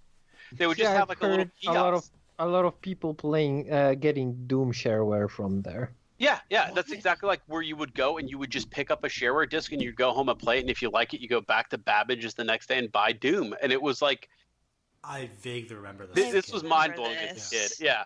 And then so weird. they transitioned into EB Games, which is kind of like half in, half out between where Babbage's was and where GameStop is now, right? So EB Games was kind of it had like a nice feel to it, but like you go in, you could talk to people about games, but it wasn't buy your shit and get out, right? Which is what I feel from GameStop now. But I feel like there's probably still a market, just like there is still a market for video rental places, for there to be a game store, like Merve was saying. I just don't know if it's going to be GameStop. I mean, with 10 billion stores on every place you can fit a store, and a model that seems more about pre-owned than anything else, and ripping people off for their games so they can resell them. I don't know what it looks like, but I think And that's my biggest concern, actually. It's not just like the threat of an absence of a mainstream physical marketplace for games, but like a marketplace for retro games and for used games that is not just like high prices on eBay. And again, GameStop has largely like not been good for that market overall, but they're also like the main bastion standing at this point, and I'm scared of I will say at least the big box retailers like Best Buy are still doing it. But it sucks that it has to be at the big box retailers. Wait, does Best Buy really have like any pre-owned or retro stuff? I haven't really seen that. I tried to look into it. I believe they have some pre-owned. I don't know they stock much retro. Okay. Well, which is a shame. Maybe my experience is filtered, especially by being in Albuquerque, which is not, it's not small. It's actually very spread out. But by being a lower tier, if you will, city, it suffers in a lot of ways. Like they had a dedicated like retro and indie store that went under, and that was it. Now it's just GameStops and like Best Buys and Walmarts are here, and they're fine, but their options are so limited. Yeah, I'm lucky to live in New York. Yeah. So I can just walk over to 6th Avenue, and there's the I forget the name of the store. I'll put in the link dump. But there's a pretty famous niche and retro game store on 6th Avenue, not too far from Macy's. I think if you do see the GameStops die out, though, you're going to start seeing those kind of buy, sell, trade places where you can go in and I hope so. But I worry about how well even those can flourish in the face of the digital marketplace. I do. Yeah, like back when I lived in LA, there was this place on Vermont Avenue in Koreatown. I think it was called 8-Bit World, and from what I understood, it had this niche that it was very popular with, selling the retro games and the reselling. But it was also struggling in an era where, they can't really compete with the GameStops of the world on the newer stuff. Mm-hmm. Yeah. It's just impossible, unfortunately. Yeah. They have overhead, which GameStop just doesn't have because of the economies of scale. Yeah, what I've seen is that sort of retro games being sold alongside things like vinyl and kind of combined with the old VHSs. record store. Oh Old- God, do I have to go into record stores? Yeah. Yeah, like we Damn have it. You gotta become a pretentious vinyl yeah, hipster. definitely up Yeah, I do it. in New England way, which is where I live. We have the sort of combination. They do vinyl and movies and some retro games and tchotchkes and all that sort of shop. So I kind of Okay. see that as maybe where it's going. Yeah, I think that's a real good point about the culture, the game culture store, like the gaming hot topic kind of being the next step, you know, where you go and you get your retro game, you maybe buy or trade a couple things in and, you know, buy a, Mario hat or something. The Yeah, culture's bigger than GameStop's ever. trying to be that now. Yeah. They're selling like apparel and figurines, GameStop Well, is- it's and I don't know that's 75% of the working store, out so that's the well. problem. I mean, I don't know if you've been So to they're actually Yes. starting to downsize their merch stuff now because of how thoroughly rejected it has been at this point and how poorly it's doing, which is pretty funny. As much as I don't like seeing them fail overall. I don't want them to fail. I mean, I don't like the idea of people being on a job and stuff, but I think GameStop kind of dug itself into a hole with gamers. I hate They had- that term, They but had so many harmful policies, and they have for a long time. Sorry. yeah, They've been awful, Yeah. and they kind of dug their own grave, unfortunately. Yeah. But now that they're the last man standing, it really stresses me out. Yeah. Yeah. Sorry. So, I have a prediction for 2020 going forward, and the one that I think is not super wacky is that I think dedicated gaming handhelds are dead. Yeah. Mhm. Yeah. The Switch. never the gonna Switch see another Lite is Yeah, the dedicated the gaming closest Switch you're gonna killed get. it. Yeah. And mobile phones. Yeah. Yeah. mobile filled the Kind of. gap, and then Switch put a. I Yeah. definitely see the person who just wants to play something quick on the bus ride home. I think they've got their phone with them. I think people who are looking for something a little bit more in depth has the Switch by now. I think it's a really good call. Yeah. Has mobile Yeah. itself kind of died a little bit? I think it's just not so much in. It's kind of separated from what games writers talk about. Yeah. Yeah. When it was true. newer, I- games writers were I talking see about how plenty of people Yeah. playing games on buses, so I think that it's still alive but not talked about. Yeah. Yeah, See, I think don't that's a see good that way a of- lot on buses. Maybe it's just the buses I ride or whatever. I've seen people with Switches. I've seen people with e-readers, but Oh no, I've never saw a person with a Switch. I saw. I've never seen a Me Switch either. out. No. oh wow, I definitely have. Maybe I just live in a very hipstery area. Actually, I I'm the definitely person live in who a takes the hipstery Switch area. with them. I envy that. Yeah, I think Yeah. usually what I've seen is the mobile gaming, and I think mobile's kind of my up and down. But I saw like Black Desert Online is getting a mobile port, and I think there's going to be a lot more games trying to move into that area and figure out what works for and what doesn't mobile wise. But once you start getting that almost that inertia like they have in Japan, where you've got enough people playing a game in an area, I think you can start to see some real explosive growth, you know, in what games do mobile wise. But Yeah, the problem the United States has, and I know we've discussed this before, is that outside of major population centers like Chicago or New York, you just don't have the density to support that kind of gameplay. Yeah. Yeah, and I think you're going to see mobile games tailored more and more to the Chinese market. I mean, you already have. That's happening. yeah, 10 cents I mean, 10 cent Got is the 10 biggest cent, thing yeah. in finger in China every right pie now. right now. It's crazy. Yeah. Um, They just announced, Platinum just announced a huge partnership with Tencent Yeah. so that Yep. Platinum could start self-publishing. Destiny, Bungie So- did the same thing. Yeah. Tencent's got a lot of fingers and a lot of pies. Yeah. They published the Call of Duty mobile, which is Oh, yeah. shocking to me. I mean, you would think Activision would want a taste of that, but I'm sure they still do. It's just Oh, yeah. I don't know Then- how that even happens. You know, Nintendo had to go through them to get the Switch to mainland China. there you There go. was just literally no other route for them to do it. And that's fucked. Yeah. My prediction for the decades to come is I hope you like services because you're going to get a lot more. I don't. I hope More game Yeah, I've got a subscriptions. whole tray of Okay. iCats at this So the point. way I feel about this is if it's a good deal, if it's a decent deal like EA Access or a good deal like Xbox Game Pass, I can live with that. But it's more like Uplay Plus Oh, or whatever God, that shit yeah. was. miss me with that. Who's gonna? Was it like $15 a month or something? Yeah, for and they fucking didn't even give you all the Plus? DLC. It was ridiculous. It was the worst of both worlds. Anything that isn't on the level of Game Pass or even like Apple Arcade is a miss for me. Yeah, but I think Mhm. everybody's Just going shit in my mouth at that point. Fuck. Yeah. I think Steam will probably end up being a clearinghouse for everybody else, and you'll probably still put your game on Steam, but I think you put your game on sale, or you have exclusives or this or that on your own store. Epic's giving you something free every other day now. Every time you turn around, it's another free thing from Epic. So they're going to be pushing their stuff. Origin's still going. That's that gravy train's gonna stop eventually. Yeah, They're gonna stop giving out probably. free shit, just like Origin stopped with. EA Well, just on like the Steam house stopped. eventually. I mean, that was a big thing back in the day. Was the Orange Box, right? The Orange Box kind of came from them, Right. giving you a bunch of free shit to get you on.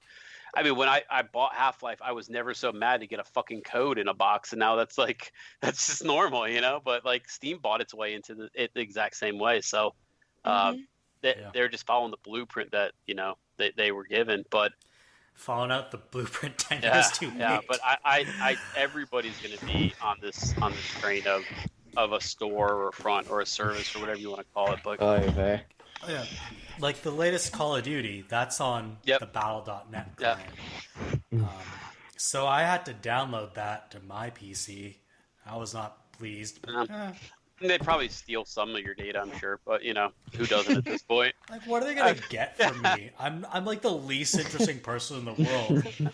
Oh, this guy watched another J-Rock video on YouTube. What a fucking weeb. Like, Put him in that's what jail. they're gonna get out of that. You're going That's to how they weeb track jail. you down.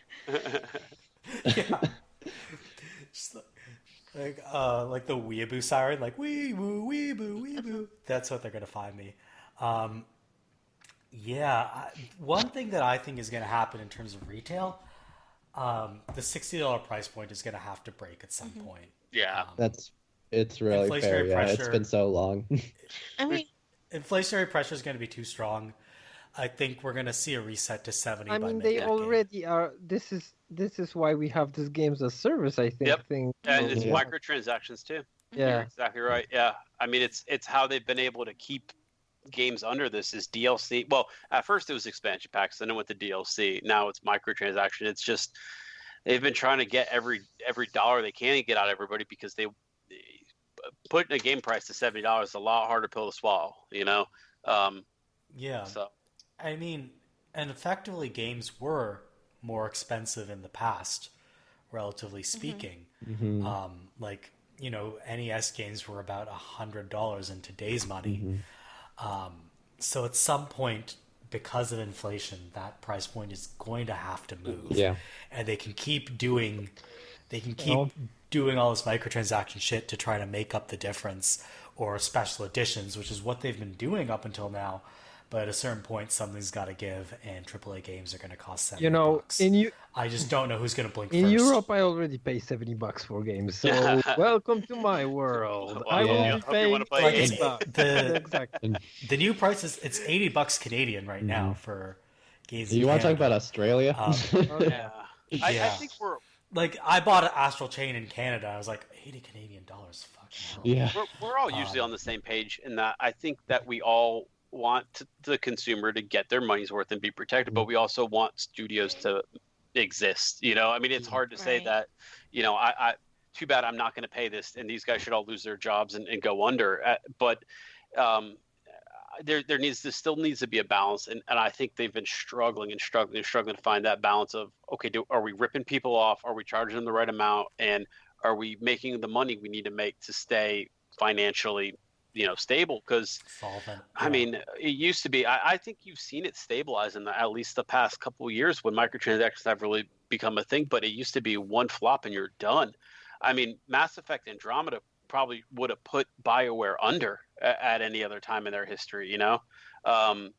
Those types of games you didn't get second chances from. So, yeah, I want these studios to still have a chance. I don't like being nickel and dime. It's not what I enjoy, but at the same time, I don't want these companies to go away if they feel like they need to take a chance with something that may or may not work out, I mean, I'm willing to move along with the price point.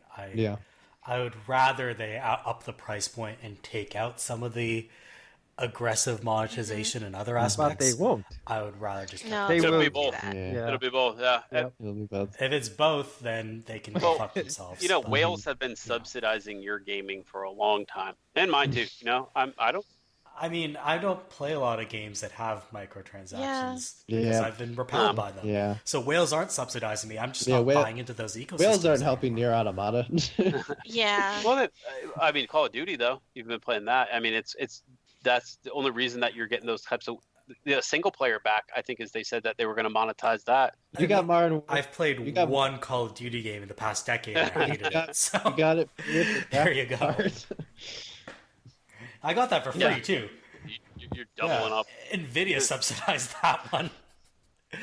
But yeah, so there you go. It's been at some point things are gonna have to shift, and I just don't know when it's gonna be. My guess is that it might even be a Call of Duty game that does the shift and says this one's $70. You want to buy into Call of Duty Ghosts 4? I think you're close. Don't I you? don't know why they skipped over to It'll be a degree. FIFA or a Madden. I think that's the type of game where. Yeah, that's another Yeah. possibility. Don't you think that maybe the new console launches would be a time for them to do that? Oh. Yeah, I do. That's I think the plausible. hard part will probably be there's going to be less physical copies of it, you know, so you're going to have to justify that. Mhm. But yeah, I think that'd be a great point to kind of make that step then. But like, it's gonna have to be something that Microsoft and Sony coordinate because whichever one does not, it's like True. a race to the bottom, right? If they both do it, then they both benefit. But if one, It's like the prisoners Cold dilemma, right? War of consoles. Yeah. Yeah, And what happens if the Xbox Series One X version is $70, but the Xbox One version is $50, $60 still? That's where it's going to be interesting, Oh, is because you're going to have to convince people that both of these are now worth the same cost. So yeah, it's a good time to do it as any, and it's been coming for a while. I think most realistic people have known that. It's just been, it's been pushed back and back and back by microtransactions. But if that's what people want to get rid of, I think that's the next step. Is everybody pays $10 more. Mm-hmm. some's Yeah. gotta give. Yeah. Any other predictions for the decade ahead? I have a very boring one. Sure. Let's end the podcast on Right. boredom. So I'm sorry. It's not. Well, it's not. Okay. It's boring because it's I'm kidding. Go ahead. It's boring because it's an extension of the same kind of broad stuff I've already been talking about, and all of this is broad enough that the only real big swing I've taken with any of this was just saying it's gonna be like PCs where it's all very hardware flexible. That's the biggest risk I've suggested at all here. My other thing is just it's the Switch family for at least the next 10 years, y'all. That's it. Yeah. There's no good reason for them to try and Nintendo loves trying to reinvent the wheel and sometimes failing, but I don't think they're in a position where they would want to or can afford to. I think they're just gonna do variant models of Switches and then eventually it's Switch 2. And I feel that's it. I feel like you could have easily said that about the Wii, and they didn't. I mean, well, the Wii U Wii. was an attempt at a Wii too. It was just a very Kinda? bad attempt. Yeah, no, it totally kind of was. went in a slightly different direction. I mean, though. Wii U basically, Switch is Wii U 2 basically. It and is. Yeah. So Switch they is the version of the Wii other- U that actually works. Yes, That does yeah. what they want it to. Yes, that's all. The way, you have to realize that the gaming landscape was very different at the time that the Wii came out. In that GameCube was the most powerful in its class. Yeah. Competing against the Xbox, the original Xbox and the PS2. And then they went in a different direction with the Wii, where they didn't prioritize power. Yeah. But it's important to keep in mind that Nintendo had prioritized power up until that point.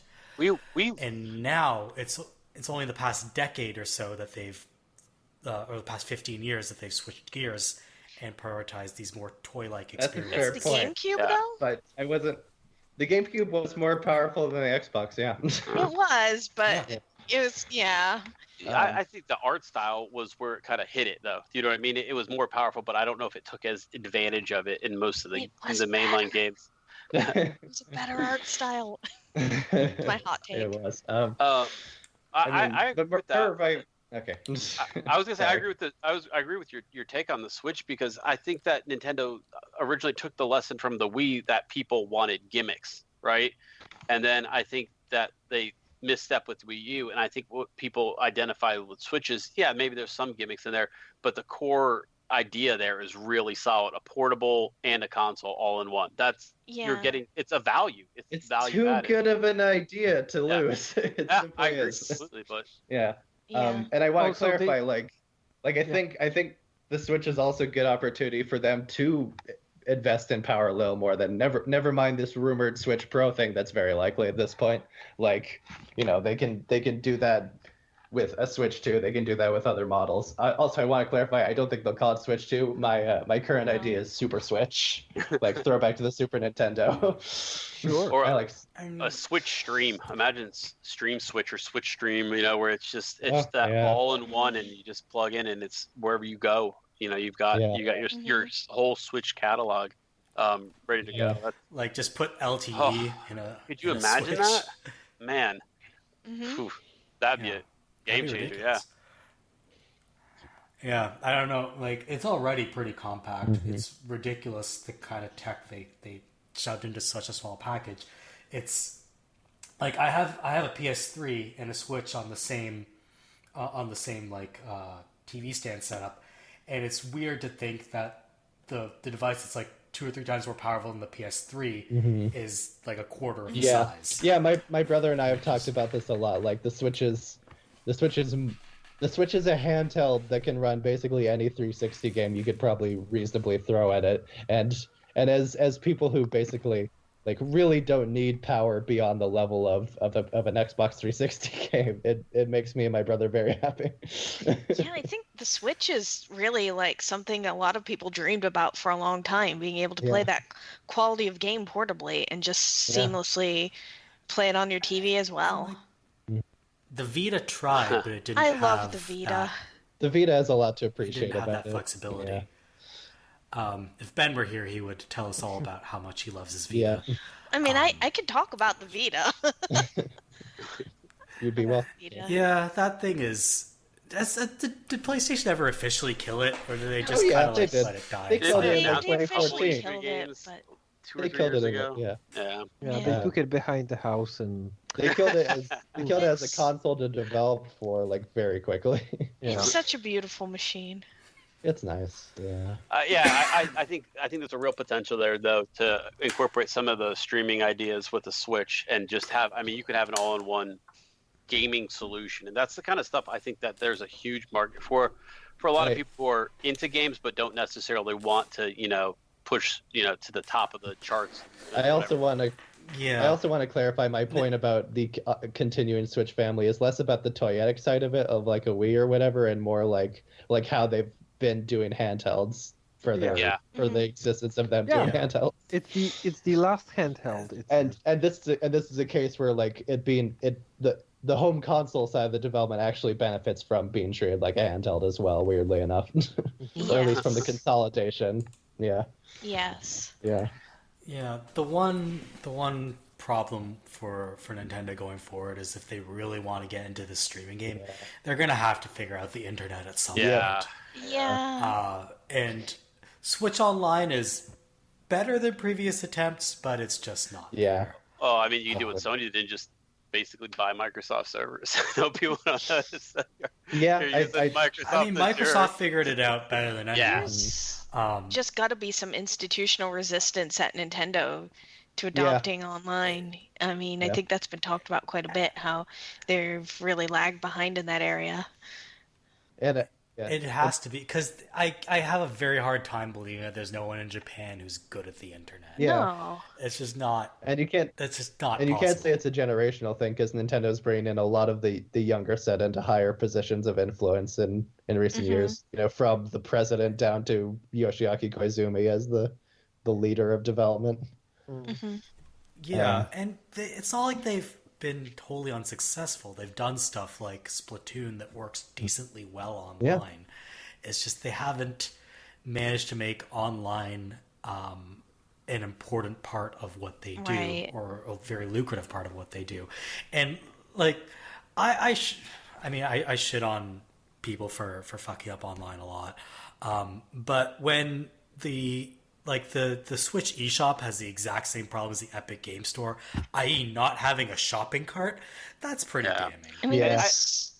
the Switch think- eShop doesn't have cute music, which That's is a big- automatically a that- step yeah. backwards. Not having the Wii Shop theme is its biggest flaw. That's true. Exactly. Don't you think though that I think Nintendo especially understands where its value lies and where its fan bases are and all those sorts of things. I think their resistance to online is wondering that if they screw it up, if it pushes people away who are already locked in. Do you know what I mean? Past maybe Mario exchanging Mario Maker codes. I mean, are there really that many games that need to push the online that are their own first party games? I mean, I don't know. I'm wondering Smash if there's Let me Smash. Like Smash and Pokemon Splatoon. definitely Pokemon, suffers from Animal its online Crossing. not being as good as it should be. Animal Crossing will need its online to be good. Yeah. I just wonder if that's why the resistance is there, is that if they do it wrong, it only takes them a step back versus what they've got right now, just being adequate enough, I guess. I think honestly the actual biggest thing that Nintendo's dealing with is that they're terrified of recreating Miiverse, which is really understandable. Miiverse was fantastic. Miiverse was I don't know what y'all are talking It was a about. fantastic cesspool. No, I mean, I think- But the memes, so many memes. I mean, I definitely think a That's big part of okay. Nintendo's resistance to online is they want to be seen as family friendly. They Yeah. don't Yeah, want yeah, to I facilitate definitely. bullying, and they don't want to facilitate anything else that's toxic about online interaction. Right. To the point that they would rather restrict online interaction than make Yeah, that a possibility. Basically. That's Yeah. definitely that's the feeling I get. I guess that's what I meant by, like, it can only be screwed up. It can't be made, Mhm.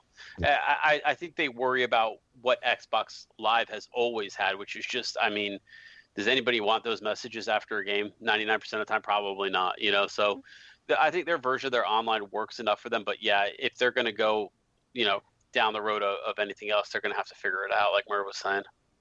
Yeah. Yeah, we'll see what they do. I mean, for what it is, I'm very satisfied with the console. Don't get me wrong. It's just if they want to make a leap forward into online, into streaming, they're going to need to restructure the way they think about online. I agree.